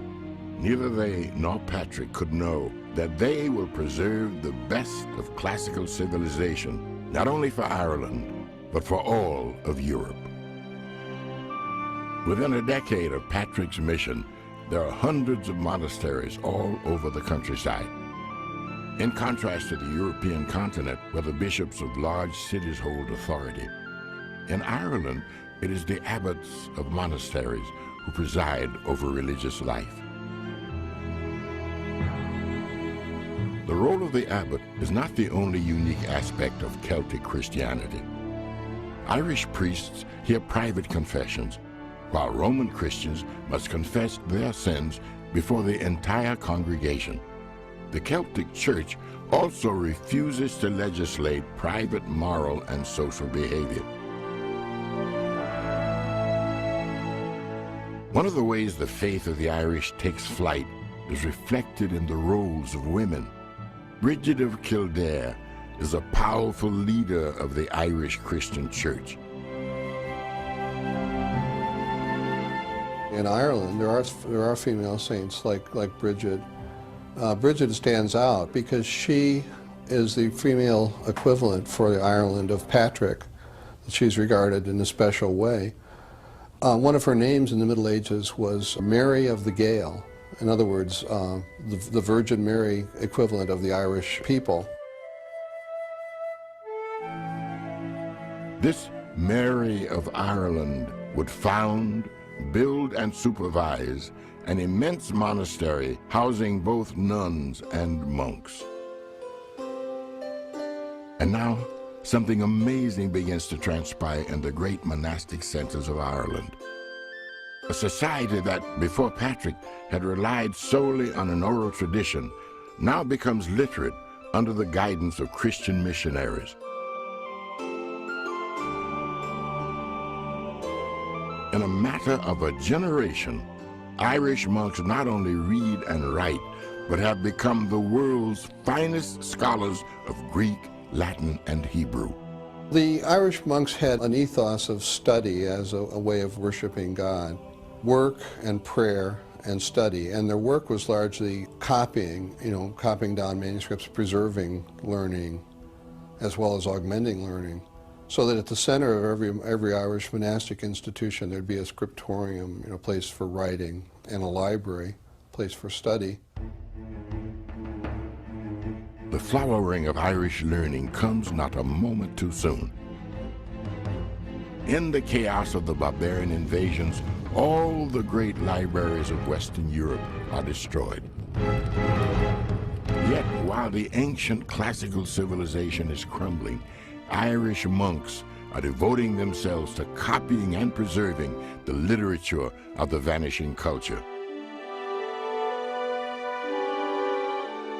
I think it would be safe to say that every book written before the year 1000 AD, that includes all of the Greco-Roman classics, that includes all of Holy Scripture, Old and New Testament, that includes all of the theological works, and the Jewish side from Josephus or from Augustine or anyone else, we would not have these books today if it hadn't been for the manuscript recopying in these monasteries. And so it is that Western history and culture are preserved intact by the hands of a few Irish monks, as the monks of this windswept island toil away at their illuminated manuscripts. Western Europe enters the period that would come to be called the Dark Ages, ushered in by the barbarian invasions and the fall of Rome. But some say Rome does not fall at all. Instead, it moves east. There, among the spires and domes of Constantinople, a new and dazzling Christian empire is rising, Byzantium.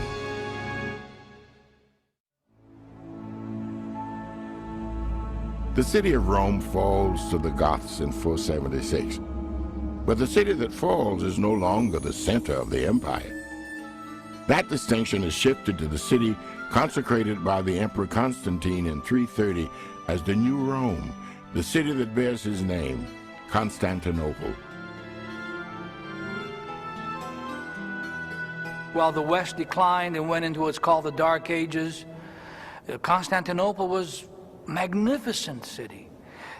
Art, culture, literature, commerce, politics, diplomacy, the military arts all flourished in the East. It's very important to realize that the eastern half of the Roman Empire did not fall at this time. It's only the West, the areas Adriatic Sea westward, Italy, Gaul, Iberia, that fell. The eastern half continues. However, from here on, historians no longer call this the East Roman Empire. They call it the Byzantine Empire. The Byzantine emperors have learned from Rome's mistakes. They construct walls so brilliantly engineered that they will remain unbreached for the next 1,000 years. Walls that still stand today in modern-day Istanbul, monument to the longest-lived empire in Europe's history, Byzantium. Despite the loss of the western provinces, the Byzantine Empire is still vast. It stretches from the Mediterranean Sea to the Danube River and boasts the most highly centralized government in the world. And Christianity is the mortar which holds together the building blocks of empire. Religion permeates every aspect of Byzantine life. State holidays are Christian holidays. Trade contracts are executed with the sign of the cross. Even the thoroughly Roman chariot races at the Hippodrome begin with the singing of hymns. This stable and unified marriage of church and state is about to come under attack from a force within. For if the church and state are one, then religious disagreements therefore become political disagreements. One universal Christian empire based on the one true faith, supported by the one universal Orthodox and Catholic Church. So this was the ideal. And if there was disunity among Christians, if errors prevailed within the church, from the emperor's point of view, that would damage the stability, the welfare of the whole empire. Religious orthodoxy is a matter of national security, just as important to the defense of the empire as the fabled walls around Constantinople. But while the walls stand firm, the Orthodox faith is shaken again and again by the emergence of new ideas. The emperor's duty as Christ's representative, it was his responsibility to maintain the kind of order in the empire as he would think there would be order in heaven. And so his responsibility was to make sure that there was unity, that there was some harmony. But now you had Christians who were fighting one another, who were causing divisions in the empire over church-related things, over theological, Christological issues. Who is Christ? Is he divine? Is he human? These are the questions debated in 7 general or ecumenical councils between the years 325 and 787. The first of these councils was convened by Constantine in 325 AD at Nicaea, when the bishops created the Christian creed.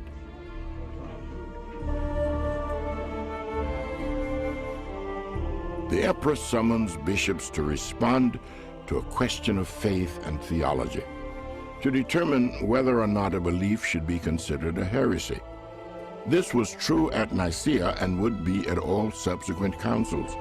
Because church and state are interwoven, heresy is not only believed to imperil the human soul, It is equivalent to treason.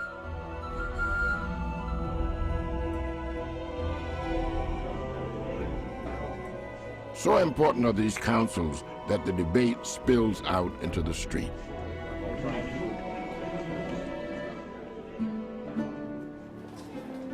The whole city is full of it. The squares, the marketplaces, all clothes men, money changers, food sellers are all busy arguing. If you ask someone to give you change, he philosophizes about the begotten and the unbegotten. If you inquire about the price of a loaf, you are told by way of reply that the Father is greater and the Son inferior.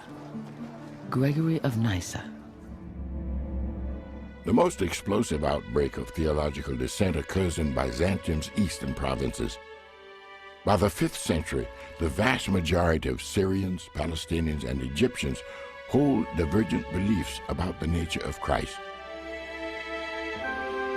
Their opponents call them believers in a single nature, or Monophysites.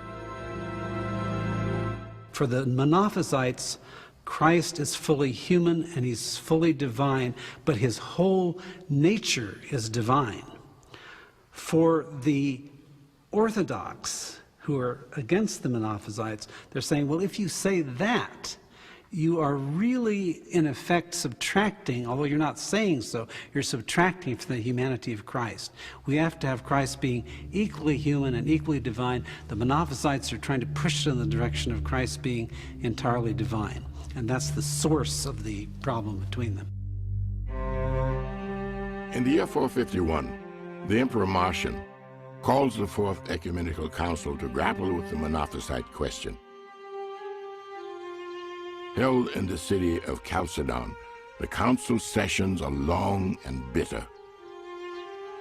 The issue at the Council of Chalcedon is the nature of Christ. It's absolutely essential to get that right, because that is the center of Christianity. Ultimately, the council reaffirms the Orthodox Creed, articulated a century earlier at the First Council of Nicaea. We all with one voice teach men to confess that the Son and our Lord Jesus Christ is one and the same, that he is perfect in Godhead and perfect in manhood, truly God and truly man. Decree of the Council of Chalcedon. Monophysite writings and bishops are condemned, but the bishops of the eastern provinces stand firm in their beliefs. They reject the Edict of Chalcedon,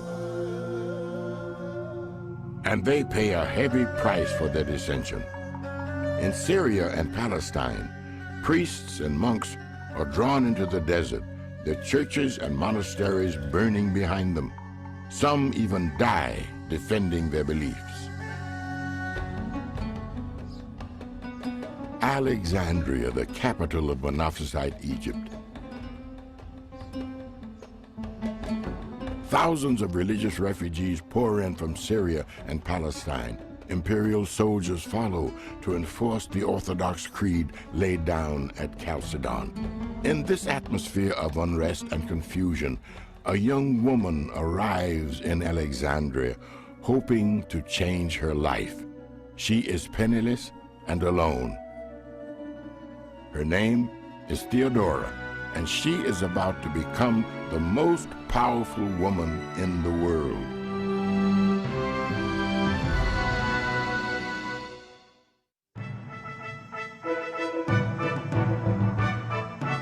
Constantinople's most popular entertainment, the spectacle of the Hippodrome.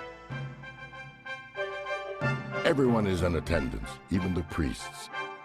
A secret passageway connects the imperial palace to the stadium.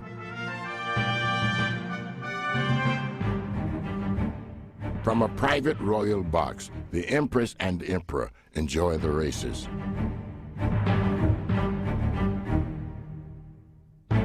They have in readiness 2 big chariots embellished with gold. To each chariot 4 horses are harnessed, and in them 2 men take their places, dressed in clothes woven of gold. They let the horses go, urging them on. The winner is laden with riches.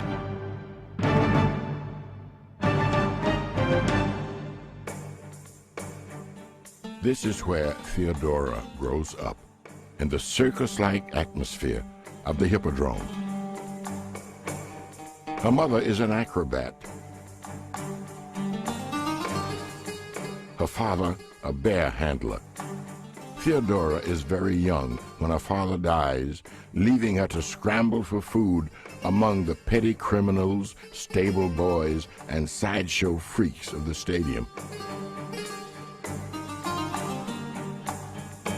According to the 6th century historian Procopius, Theodora follows her older sister onto the border stage of the era. There, she becomes infamous for her erotic parodies of Roman myths, an unusual beginning for someone on the threshold of destiny. Like most other actresses of the day, Theodora may be supplementing her income with prostitution. At age 20, Theodora becomes the mistress of a provincial governor. She travels with him to Africa, where he abandons her.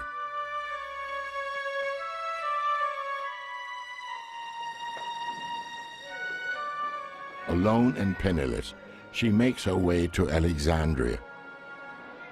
As with so many great leaders of the church, she is about to undergo a radical transformation of the spirit. Whatever records we have through Procopius and others, the idea that something happened to this beautiful, I understand she was red-haired, a beauty, magnificent-looking woman. Something happened to her in Alexandria where she had a spiritual experience of some kind of transforming conversion experience. Theodora's transformation comes at the feet of Timothy, the revered Monophysite patriarch of Alexandria. For the rest of her life, she will refer to him as her spiritual father. She will also emerge as a formidable champion of Timothy's persecuted church. After her conversion, Theodora returns home to Constantinople. She takes simple quarters and makes her living spinning wool. She does not know that an extraordinary fate awaits her. At the age of 22, Theodora meets Justinian, the nephew of the reigning emperor and heir to the throne.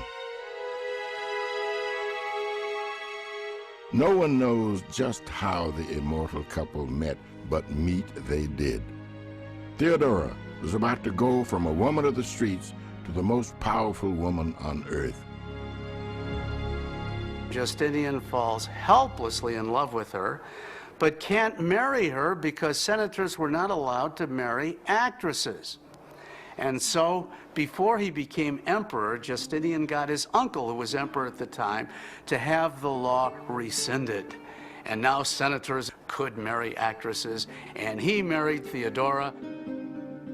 In 527 AD, in the Hagia Sophia, Christianity's greatest church, the two are crowned emperor and empress of Byzantium.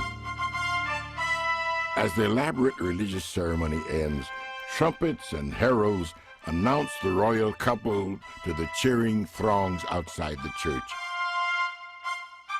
Bedecked in jewels and purple robes, the royal couple are drawn through the streets in a golden coach, their destination, the Hippodrome. Appearing in the royal box, Justinian steps forward to bless the crowd. He makes the sign of the cross with one hand and holds Theodora's hand with the other. As the crowd roars its approval, Theodora looks down on the place where she grew up in poverty. I think Theodora was probably surprised more than anyone else to see herself in this situation. She rose from the life of prostitution to a life of repentance and now sitting on the imperial throne. But she had felt that she had been put there in order to fulfill God's purpose.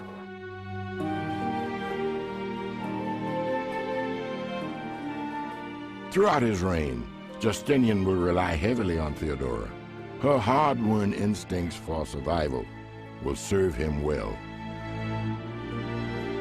Let me tell you, despite this rocky origin, Theodora turns out to be a first-class empress. Today, I would compare her to Eva Peron in terms of being the power behind the throne. Theodora is now in a position to help the Monophysites, whose kindness she has never forgotten. Under the protection of the Empress, Monophysite fortunes improve dramatically. Exiled bishops come back to their churches, where they are cheered as returning heroes. Theodora maneuvers to advance Monophysite bishops to positions of power in the church. Her greatest coup is when Antimus, a saintly Monophysite bishop, is installed as the Patriarch of Constantinople, a position second only to that of the Bishop of Rome. Timothy and other Monophysite thinkers are invited to the imperial palace to discuss theology with Justinian. He never became a believer himself in one nature, but he did everything he could to mollify the one nature Monophysite believers for her sake. He obviously loved her, and he obviously appreciated her views. While Theodora pursues her religious campaign, Justinian works to realize his lifelong dream to rule an empire of unprecedented glory. In the year 537, he completes the rebuilding of the Hagia Sophia. Striding under the great dome which seems to float in midair, Justinian sees himself as heir to the biblical king who built the glorious first temple of Jerusalem. Raising his arms to heaven, the emperor announces, "Solomon, Solomon, I have outdone thee."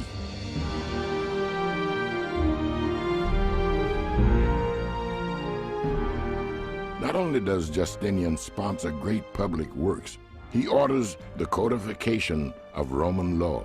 His Corpus Juris Civilis is a landmark of legal history.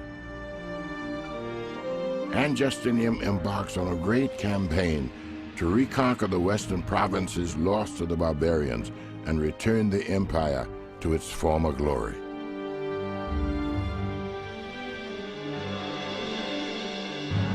Despite ongoing wars with Persia on his eastern border, Justinian marches his armies west.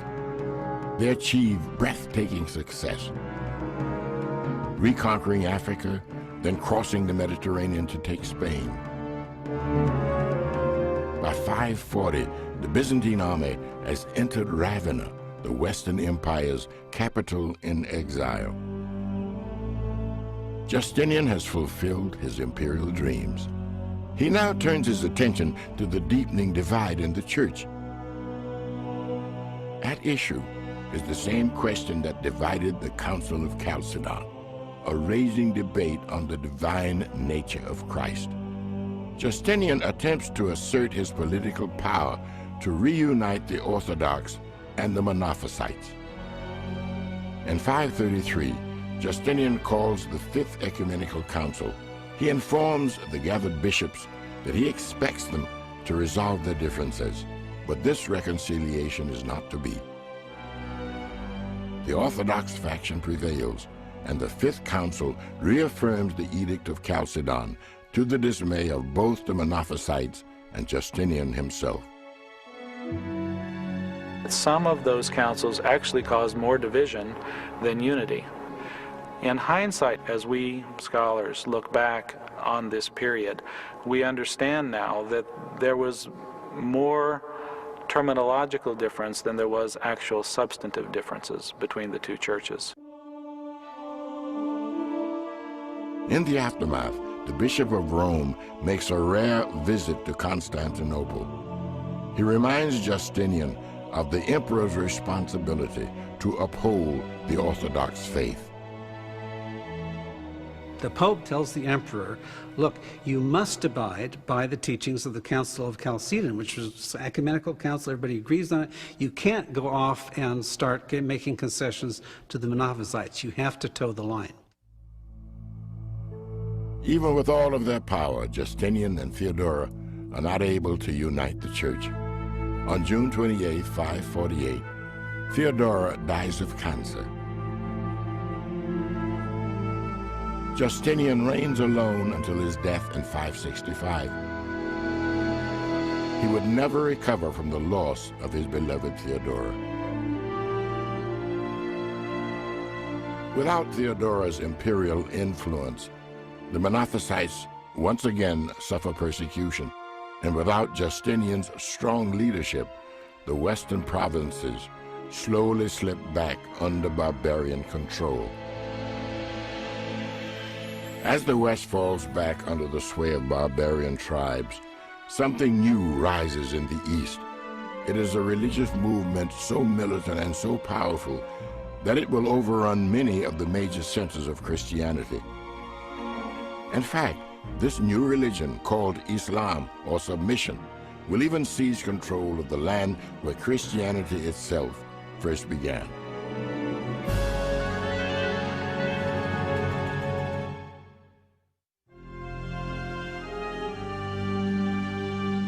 It is now 100 years after the reign of Justinian, and the Christian world remains hopelessly divided over its beliefs.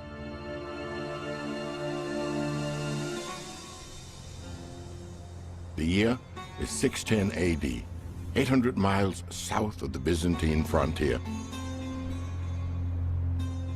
In the middle of the Arabian desert, outside the Christian Empire, a piercingly simple cry is heard, a cry that will change Christianity forever. La ilaha illa Allah. There is no God but God. The cry comes from a 40-year-old man named Muhammad.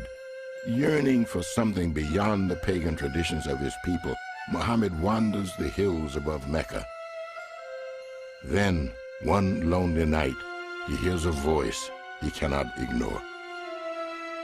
Proclaim in the name of thy Lord and Cherisher. Proclaim, for thy Lord is most bountiful, who has taught men what he knew not before. Quran 96, 1-5. It is the voice of Allah, the creator of the universe.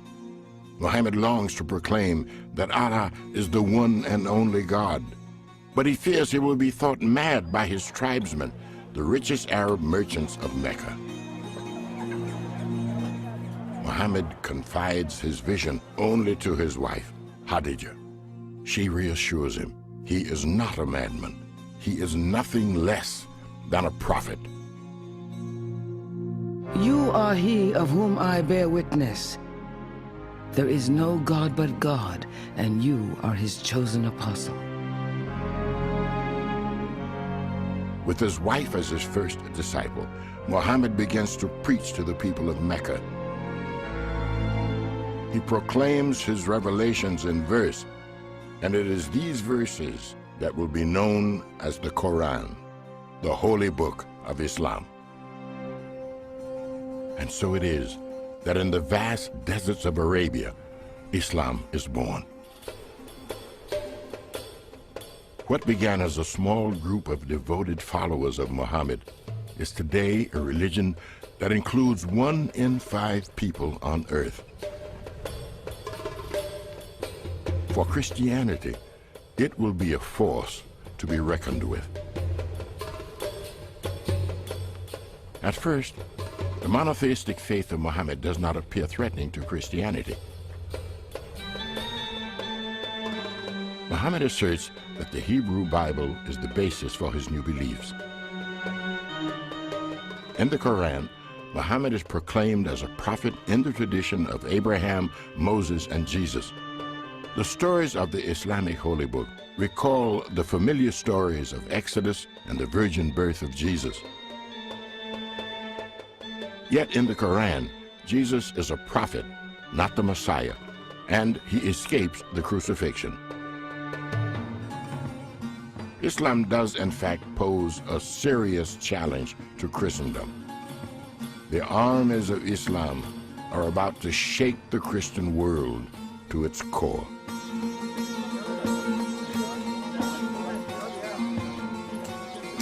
The story begins in the year 622. Persecuted by his own tribesmen, Muhammad and his followers are forced to flee from Mecca to the nearby city of Medina. This transforming journey, known as the Hijrah, is so central to Muslim history that it marks the beginning of the Islamic calendar. Within 10 years of the Hijrah, Muhammad converts most of the Bedouin tribes of Arabia by the sword.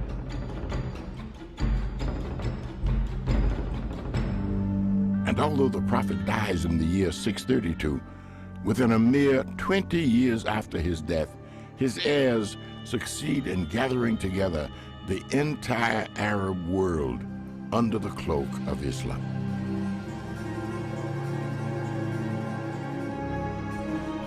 Byzantium fails to take note of the Arabian giant rising from the sands of the desert. Islam is one of the most important events in the history of Christianity because what the Muslims do is conquer the economically richest areas and geographically richest areas of Christianity. They conquer the centers of Christian learning. Only Constantinople and Rome are left. So it really is a frontal assault on Christianity. The Islamic assault is actually seen as liberation by many of the Christian communities of Arabia. After 2 centuries of persecution by their Orthodox brethren, the Monophysite Christians of Egypt and Syria put up only token resistance when the Arabs arrive at their gates. Ironically, the Monophysites experience religious freedom for the first time under their new Muslim masters. In fact, the Christian communities of Egypt survive to this day, retaining a separate identity as the Coptic Church. As the Islamic conquests sweep over North Africa, the Middle East, and Asia Minor, the Byzantine Empire seems helpless to stop their onslaught. As he watches his dominions fall away, the newly crowned emperor, Leo VI, searches for answers. He seizes upon the notion that his imperial misfortunes are due not to strategic problems, but to spiritual deviation. The emperor comes to believe that the Islamic conquest is God's retribution for the blasphemous worship of icons, images of Jesus, Mary, and the other saints. The icons have long been staples of Byzantine religious life. But now the emperor convinces himself that the worshiper before an icon is actually bowing to wood and paint and is therefore guilty of the sin of idolatry.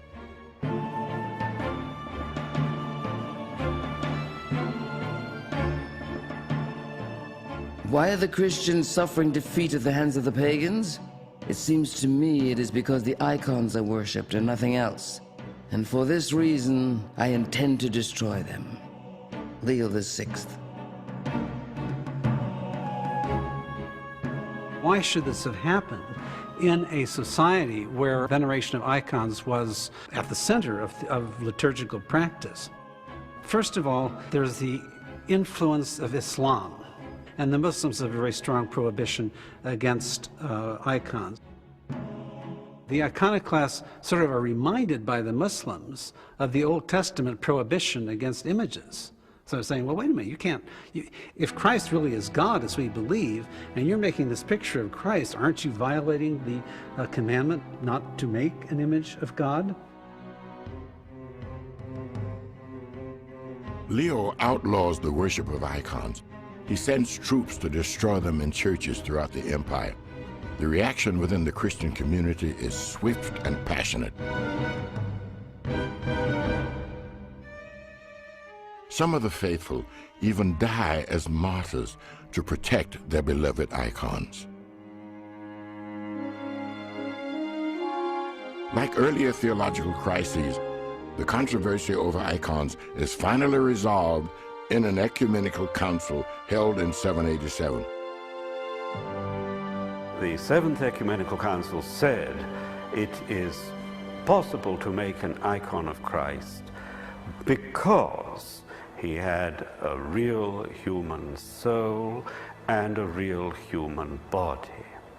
It is one of the characteristics of being human that we can be portrayed and depicted.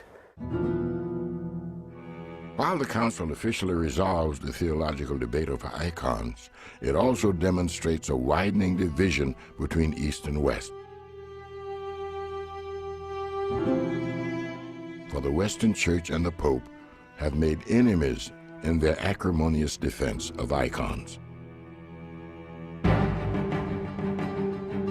And this division will become a geographical fact as the ever-advancing armies of Islam drive a wedge between East and West.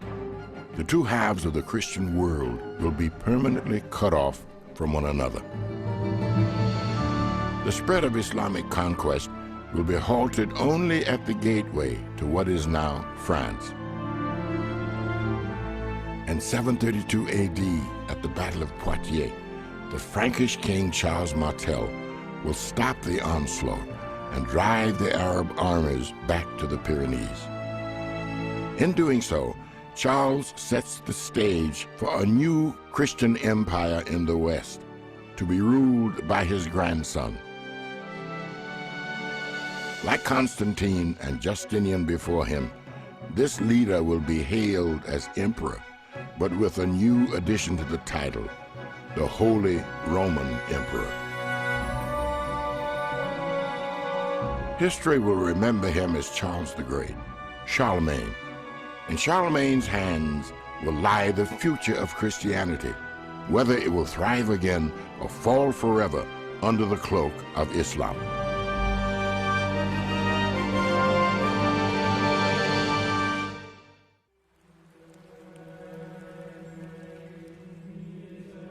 And now the Dark Ages are upon Europe.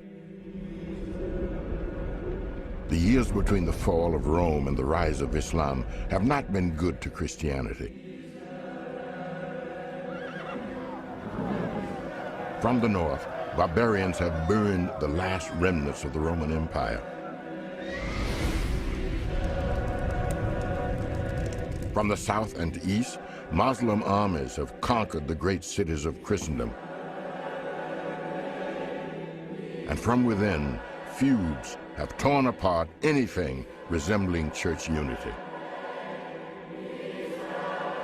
Into this chaos comes now a figure who will be hailed as one of the great champions of Christianity, Charlemagne, Charles the Great, King of the Franks. It is Charlemagne who will rescue the Christian faith. Charlemagne, who will begin to usher out the first 1,000 years of the religion born with Jesus and begin to usher in a bold new millennium for Christianity.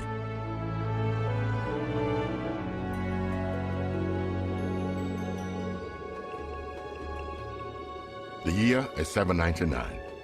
A small band of frightened men makes its way over treacherous alpine passes. Among them is Pope Leo III, and his enemies are close behind him.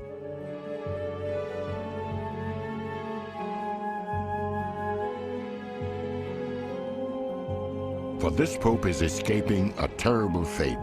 Rivals have attacked him, intending to blind him and cut out his tongue, mutilating him so horribly that he would not be able to continue as pope.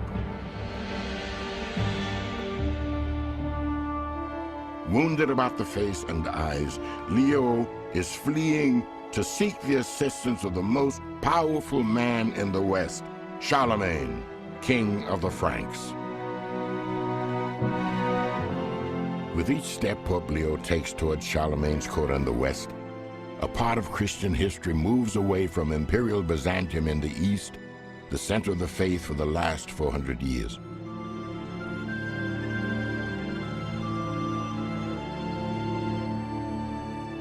Not only will Leo's appeal to Charlemagne change the fate of Christianity, it will change the face of Europe itself. The story of Pope Leo's flight across the Alps and the road to a new Christian empire actually begins 4 centuries back in the rubble of Western Rome.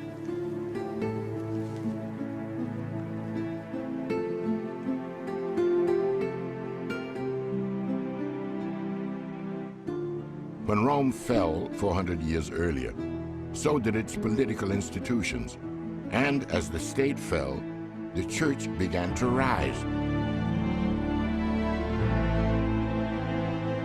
At this time, the church becomes the only remaining source of unity. Its monasteries and missionaries spread out to the furthest reaches of what once was the Western Roman Empire.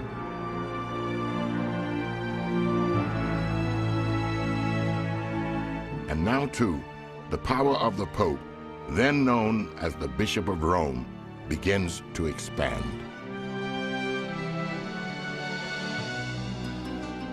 The Eastern Church in Constantinople looks uneasily upon the rise of papal power in the West.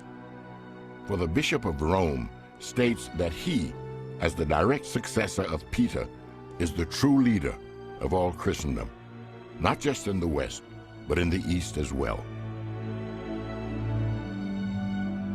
According to Rome, this authority stems from none other than Jesus himself when he declared Peter the leader of all the apostles.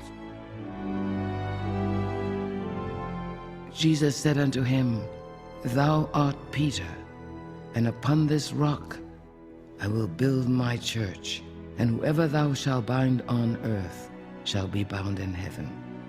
Matthew 16:18. It is a clear challenge to the power of the Eastern Church, as if a gauntlet has been thrown. What's happening is that the Pope in Rome is seeking autonomy and emancipation, political emancipation from the Emperor of Constantinople, the Byzantine Emperor. What you have already in the 8th century is the beginning of a schism, that takes place not on the religious level, but on the political level. The Western Church is going to go off and create its own political center of gravity over against the Eastern Church.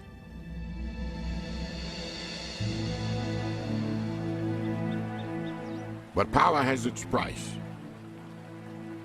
Now that the papal treasury is bulging with the monies of Western Christendom, the chair of St. Peter has become a coveted and viciously contested prize.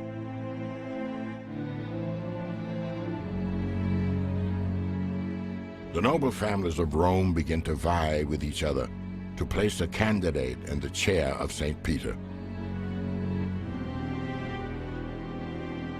Rival factions make and unmake popes.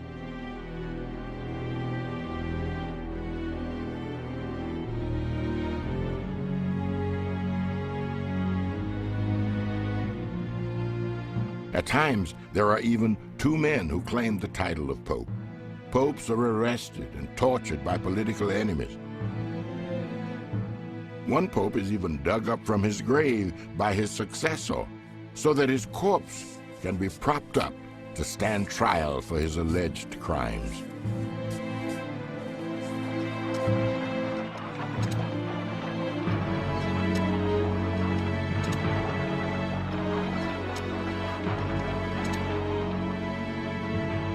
And so it is that Pope Leo III finds himself fleeing across the windswept Alps.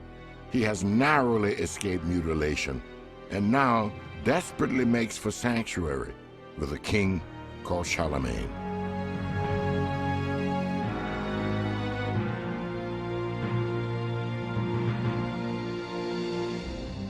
Charlemagne, born in 742, he is crowned the ruler of the Frankish kingdom at the age of 26. As king, he will come to be called Charles the Great, in French, Charlemagne. The 26-year-old Charlemagne inherits a vast domain, stretching from Marseille to Cologne. But he will not rest on his inheritance, for this is a complex man, a strong believer in moderation and family values. And yet he is so possessive of his daughters, he never lets them marry. A fierce warrior who is driven by power and the devout Christian faith. What helps earn the young king the title of Charles the Great is that his military campaigns include not only the conquest of territory, but a spreading of the faith. It is to this man, this king, that Pope Leo III comes seeking sanctuary and finds it.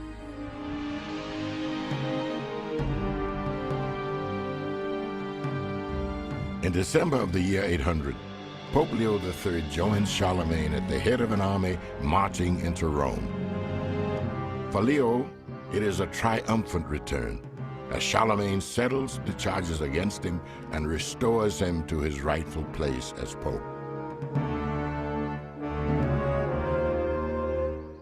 On Christmas Day, Charlemagne kneels before the high altar at the Basilica of St. Peter to give thanks for his victory. 800 years after Jesus spread the word in the hills of Galilee, a new Christian empire is about to rise from the dark ages of Europe.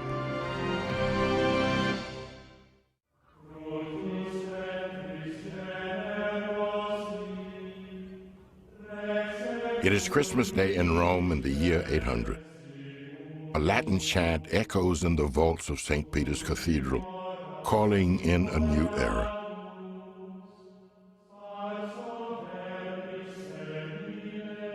It is the first time in more than 300 years that an attempt is being made to restore the Roman Empire by crowning a new emperor.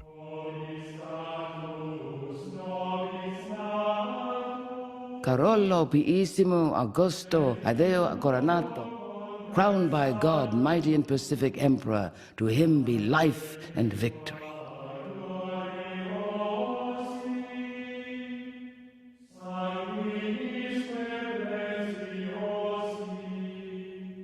As so often occurs in history, what is essential in this moment remains invisible to the eye. Pope Leo, who is crowning the new emperor, fled from this city barely 1 year earlier to seek the protection of the very man he is now crowning, Charlemagne.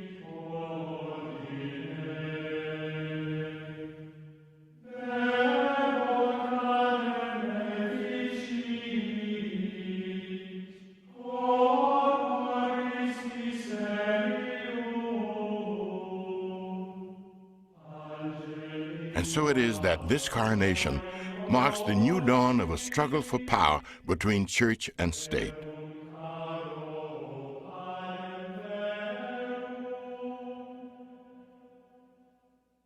You see, Charlemagne may have wanted to be crowned emperor, but he may not have wanted the Pope to do it. So the Pope, Pope Leo, may have known that Charlemagne was going to get the crown and thought, how do I establish my symbolic authority over the king? I'll go in and crown him before he's expecting it, and that way it's clear that I have placed the crown upon his head. However, in Charlemagne's mind, it is he who has ultimate authority of church and state. And so, an uneasy alliance is born between Pope Leo and Charlemagne, which masks a struggle for power between church and state. It is a struggle that will continue through the first millennium of Christianity and beyond.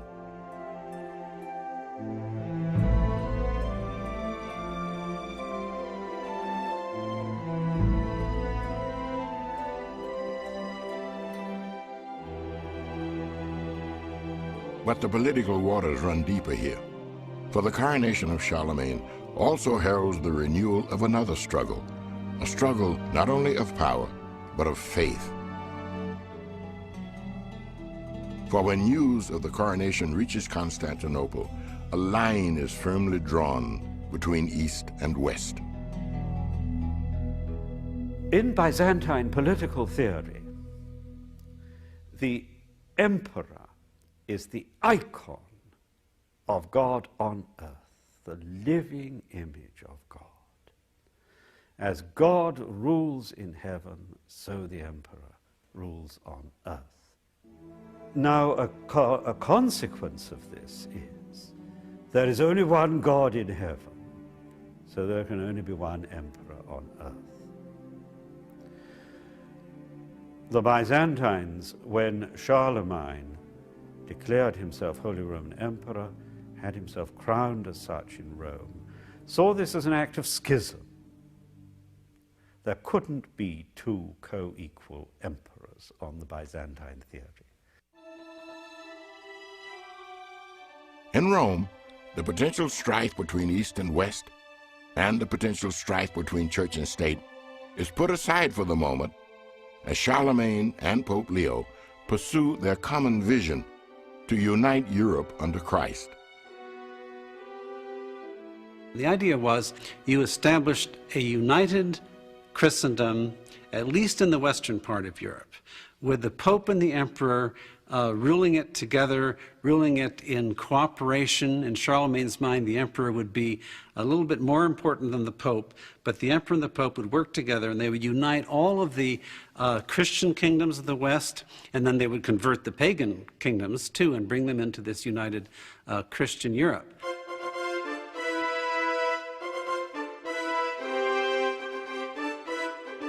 Charlemagne's campaign to unite Europe in the name of Christ sweeps across Europe, then hits a stumbling block in northwestern Germany. This is the land of the pagan Saxons. When Charlemagne defeats them and moves on, the Saxons murder the Christian missionaries left behind. And so it goes, year after year. Rallied by their leader Vidikun, the German Saxons remain with their paganism in defiance of Charlemagne.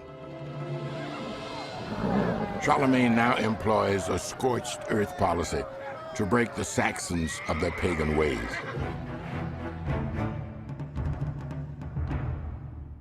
He marches an army from one end of Saxony to the other, burning fields, destroying villages, and forcibly relocating much of the population.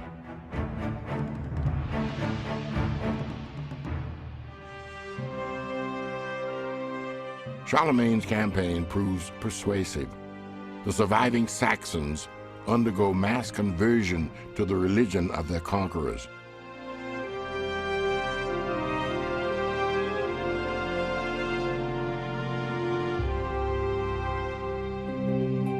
Even Vidikun, the once defiant rebel chief, is baptized, with Charlemagne himself standing in as godfather.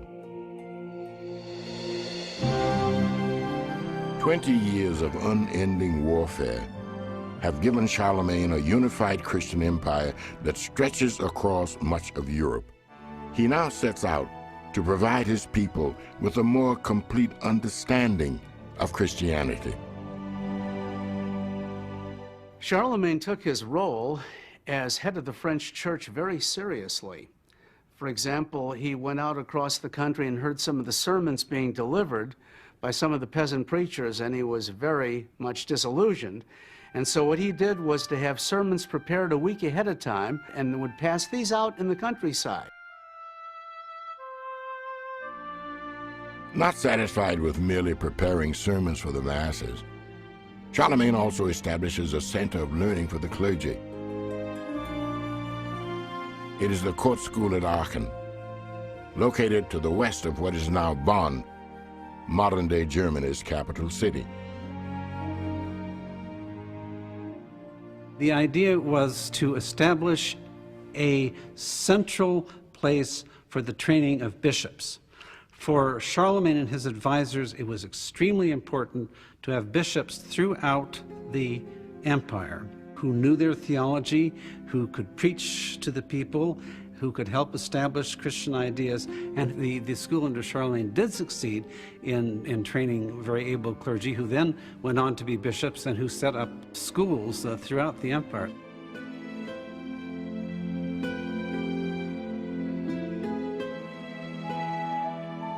Oddly enough, Charlemagne himself is lacking in a thorough formal education. And yet this highly religious warrior emperor manages to launch a renaissance that bears his name, the Carolingian Renaissance.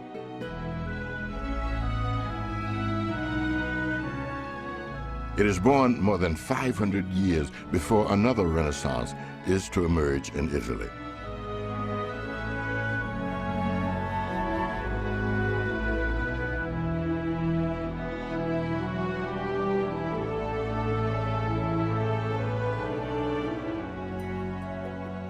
The court school is led by a monk who inherits centuries of Irish monastic learning. His name is Alcuin of York. At the school, Alcuin presides over the scriptorium, which employs 40 scribes in copying manuscripts.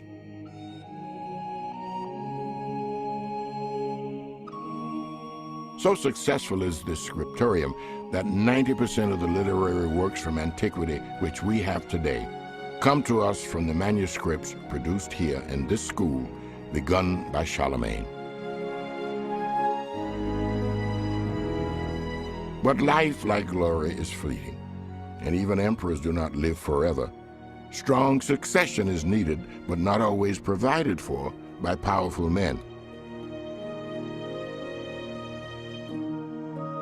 In the year 813, the 70-year-old Charlemagne appoints Louis, his only surviving son, and not a powerful personality in his own right, as his co-emperor.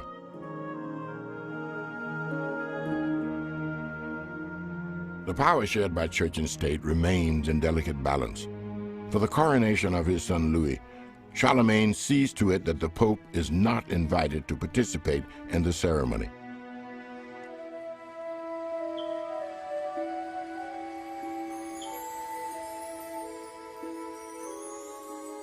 Despite his declining health, Charlemagne spends the winter hunting. But on January 28th of 814, the old man loses his final battle. In The Life of Charlemagne, the writer Einhard tells how a saddened and grateful empire buries its leader. His body was carried to the church amid the greatest lamentation of all the people. He was buried there the same day that he died, and a gilded arch was erected above his tomb with this inscription: "In this tomb lies the body of Charles the Great and Orthodox Emperor, who gloriously extended the kingdom of the Franks and reigned prosperously for 47 years.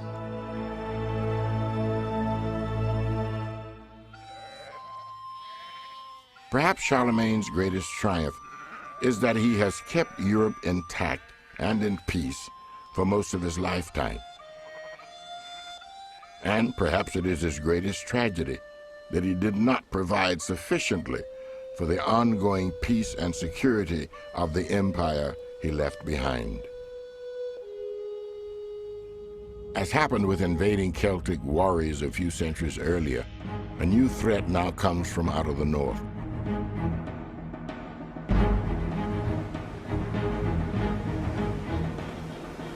This time, amid the gilded dragon tails of approaching Viking ships, the united Christian empire that Charlemagne has just left behind to an ill-prepared son and his government is already attracting predators.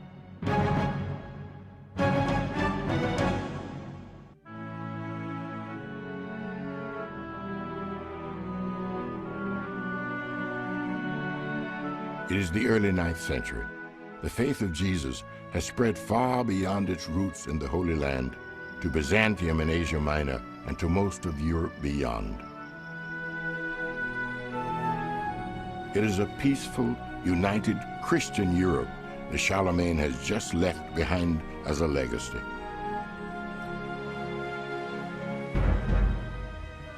In the uneasy human family, peace is often a thin cloak which hides the apparition of war.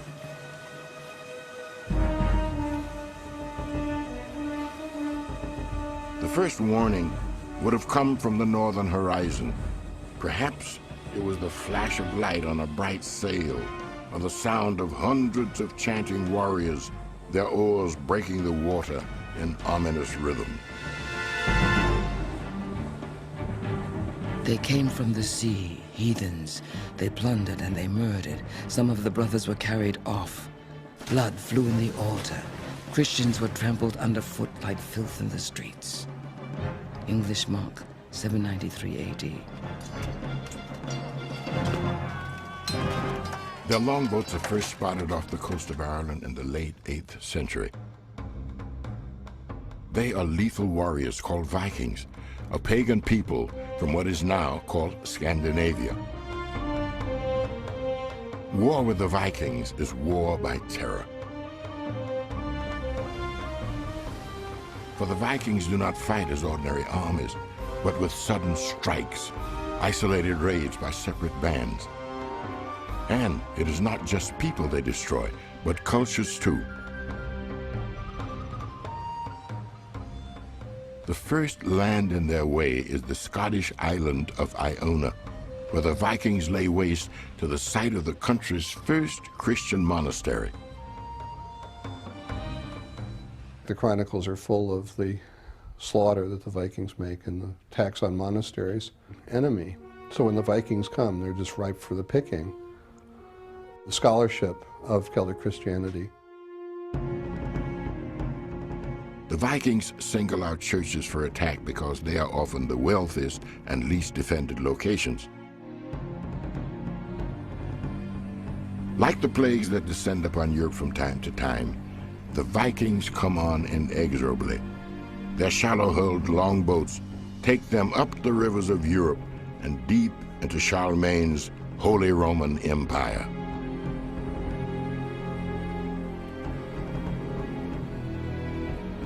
At this dark hour, there is no one strong enough to stop them.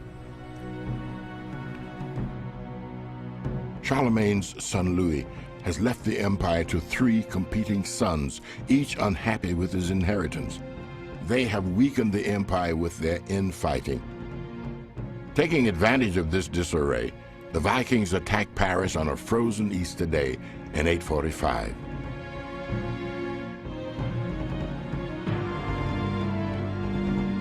They raided, laid waste, and met no resistance.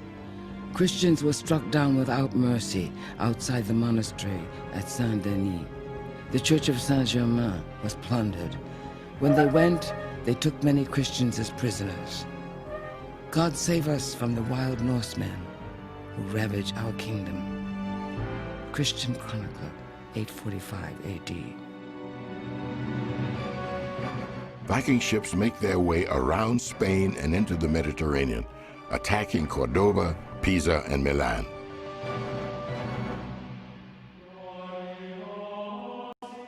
To some Christians in Europe, it must have seemed as if the bloody Viking triumphs are nothing less than God's abandonment. But, as so often happens in the darkest of times, many Christians now find faith. A faith found in the heart, if not yet in the evidence. For this dark 9th century also sees a bright renewal in belief. Belief in the power of relics. Belief in the power of saints.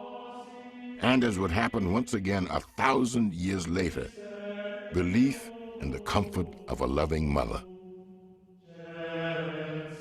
After all, the Christian tradition has, from its beginning, was almost entirely a male tradition. So there had to be a female presence in it someplace, a powerful female presence. And so Mary, the mother of Jesus, became that presence.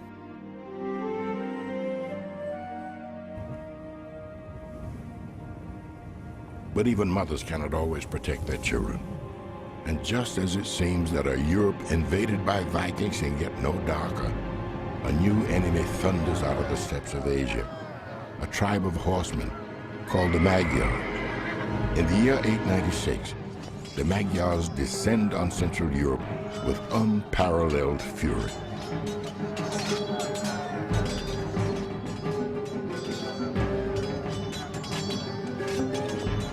The Magyars, thirsting for murder and eager for the fray, fell upon the Christians while they were still yawning with sleep. Some indeed were awakened by arrow points before they heard the cries of battle. German Bishop, 907 AD. The pagan Magyars seemed disdainful of Christianity. They burned churches and monasteries in every town they attacked. To the invaded population, this feels like an assault on Christianity itself, or perhaps the beginning of the end of the world.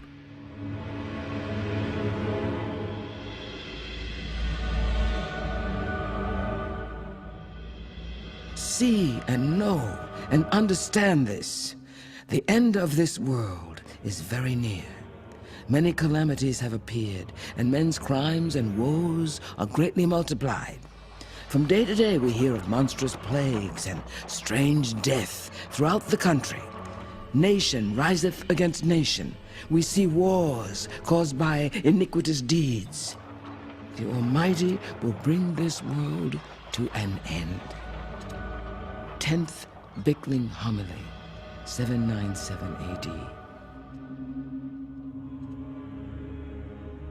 This violent apocalyptic imagery is inspired by the book of Revelation. Surely now, as pagan hordes overrun Christendom and the year 1000 approaches, surely now, doomsday is at hand.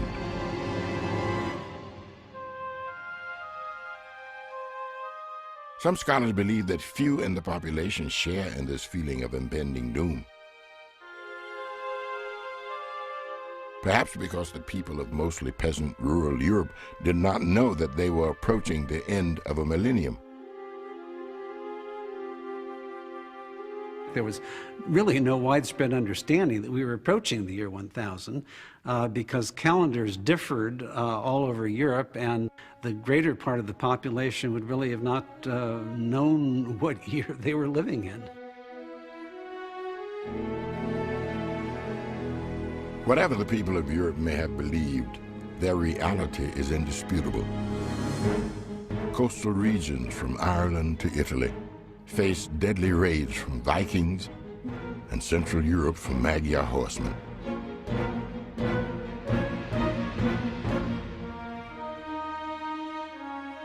The Pope in Rome holds little power, and the Emperor in Constantinople is but a figurehead. The United Christian Kingdom, which once was under Charlemagne, is now in mortal peril of being scattered to the four winds.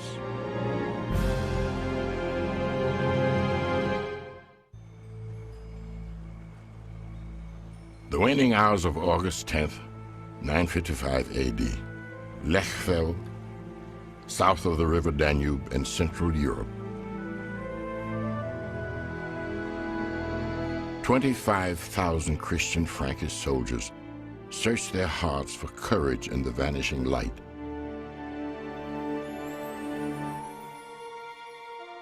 They face a line of pagan Magyar cavalry, which outnumbers them almost 2 to 1. To the Franks, the Magyars must seem like the very horsemen of the apocalypse. And out came another horse, bright red. Its rider was permitted to take peace from the earth, so that people would slaughter one another, and he was given a great sword.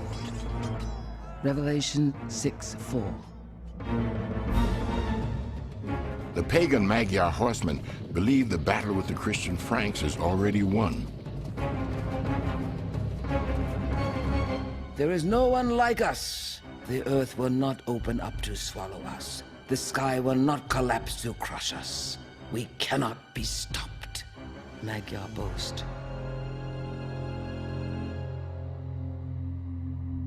Otto, king of the outnumbered Franks, is a descendant of the warlords conquered by Charlemagne and converted to Christianity. The 40,000 Magyar warriors before him are the final obstacle to Otto's dream of a reunited Holy Roman Empire. And Otto is not afraid, for in his hands he holds a lance studded with a nail from the cross on which Christ died. He tells his men this holy lance assures them of victory. We are outnumbered, I know, but not in bravery. What is our great solace? Our enemy is stripped of the help of God. For them there is boldness alone. For us there is divine protection. Otto the Great, 955 AD. Otto gives the order to charge. The 25,000 Frankish knights clash head-on with the 40,000 Magyar horsemen in a brutal battle of lance, shield, and sword. Otto's faith is not misplaced. His badly outnumbered troops crush the Magyar cavalry. The Franks now seek revenge for 50 years of Magyar abuse.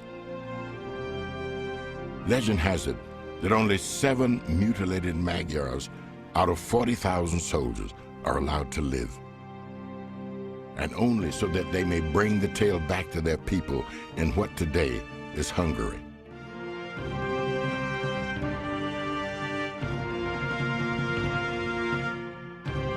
Otto rides triumphant into Rome, just as Charlemagne did 2 generations before him. He kneels at the altar of St. Peter's Cathedral and is crowned by the Pope as the new Holy Roman Emperor, Otto the Great.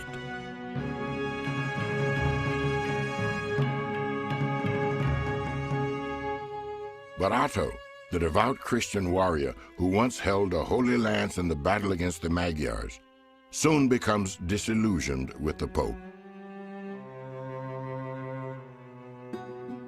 For this Pope, installed on the papal throne by his Roman family when he was 18, is John XII, a wild young man with a taste for women. In fact, it is said that female pilgrims are afraid to enter St. Peter's.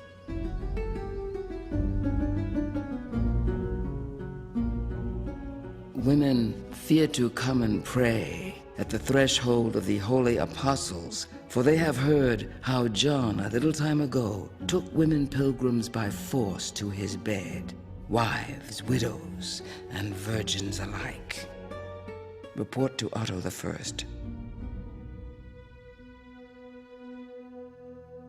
Pope John XII would die in the arms of one of his concubines and leave nothing but trouble behind. He took the money of St. Peter's and gave it to his illegitimate children.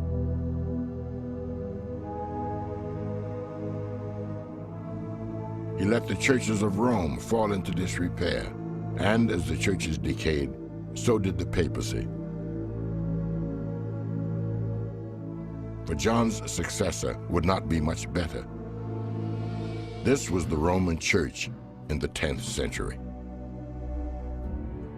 The state fares better than the church.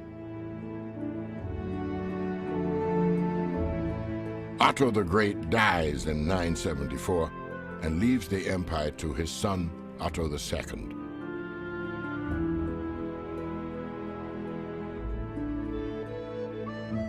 Like his father, he is also passionately involved in the affairs of the church.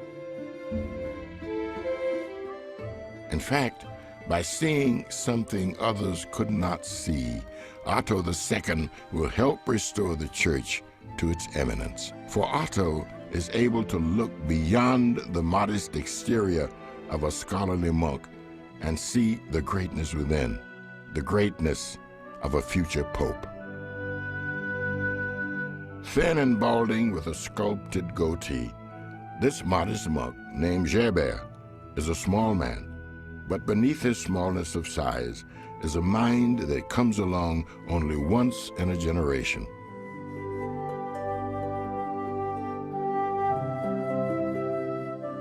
Gerbert, a Christian, received much of his education in Islamic Spain Spain is where he studies algebra, astronomy, medicine, and poetry.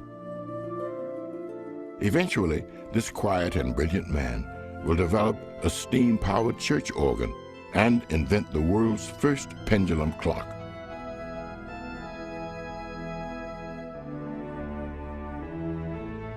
In Rome, Otto II summons Gerbert to serve as tutor to his infant son, who is heir to the throne.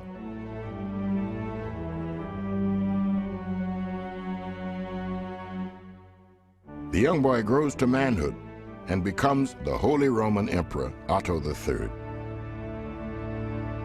It is this Otto that turns to Gerbert, his childhood tutor.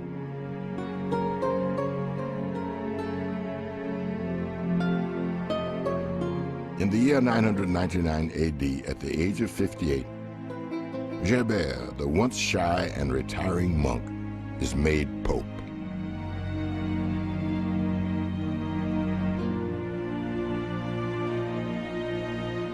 As if destiny itself is calling him, Gerbert carefully selects his papal name, Sylvester II.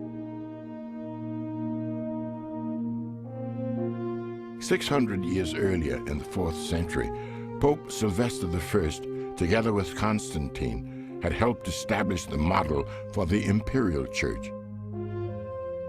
Now, the second Sylvester, together with Emperor Otto III, will help restore the dignity and honor of the papacy and revive the one great dream of the Holy Roman Empire, a Europe united in Christ.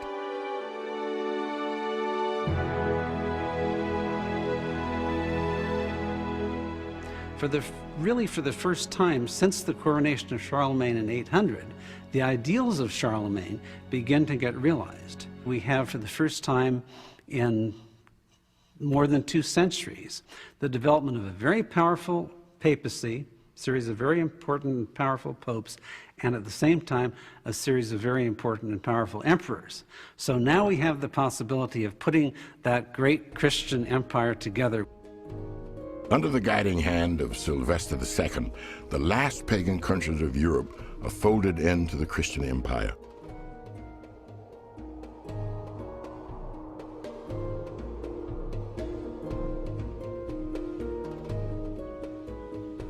On Palm Sunday, 999, just 44 years after the Magyars were defeated at Lechfeld by Otto III's grandfather, Sylvester presents a Christian crown to the Magyar warlord king, Stephen of Hungary.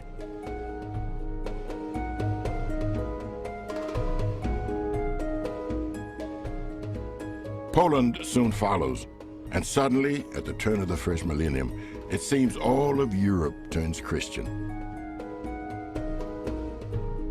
By the year 1000, even the Vikings of Denmark, Norway, and Iceland come within the fold of the church.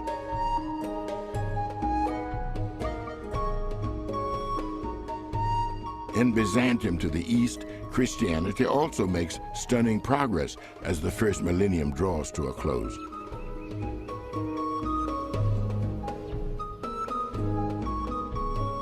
In the year 926, the Bulgarians convert under the authority of the Eastern Church. In 974, it is the Serbians.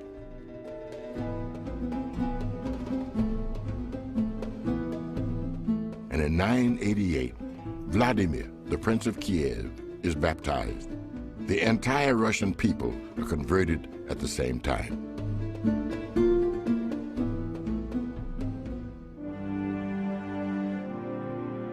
The year 1000 approaches, and all of Europe and Russia have converted to Christianity. The message of Jesus has been proclaimed far and wide. To some, it feels as if God's kingdom on earth is soon to be established, just as some will feel it at the close of the second millennium and beyond. Now, at the end of the first millennium, it is not to be. Christendom, it would seem, has conquered its last threats, but 2 age-old conflicts remain. First, the long-simmering conflict between West and East, Rome and Byzantium, comes to a head as the leaders of each church excommunicate each other when reconciliation cannot be reached.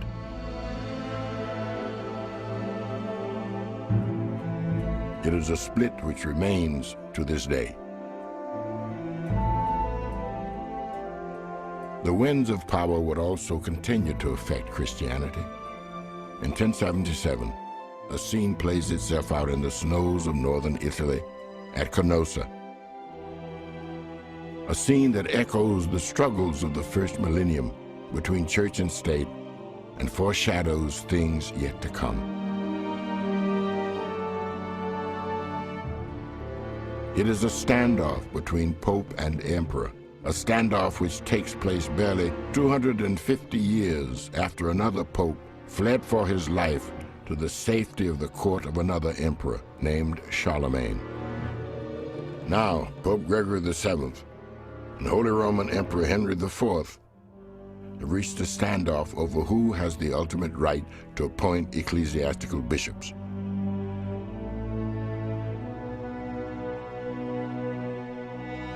Pope Gregory makes a daring gamble. He excommunicates Henry, the most powerful monarch in the Western world, for interfering with the freedom of the church. Henry realizes that he is outdone. For 3 January days, the monarch kneels barefoot in the snow outside the Pope's castle. In the coarse woolen tunic of a repentant sinner, he begs forgiveness to save his immortal soul.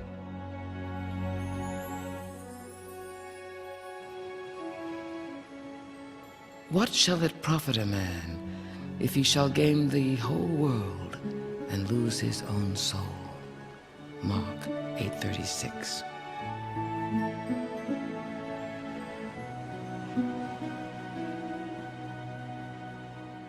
When we speak of the church, especially the church, we're speaking of something that happened, something that's happening, and something that is about to happen. So there's a dynamism there, there's life. And through all of the marble and all of the glitter and all of the mosaics and all of the wonderful things that we still have today, the church is alive and Jesus Christ still reigns, and he ultimately is the head of the church. And so it was that the teachings of a long ago wandering preacher in Galilee would become the focal point for 1,000 years of ongoing struggles for power and ongoing struggles to find faith and meaning in a seemingly random world.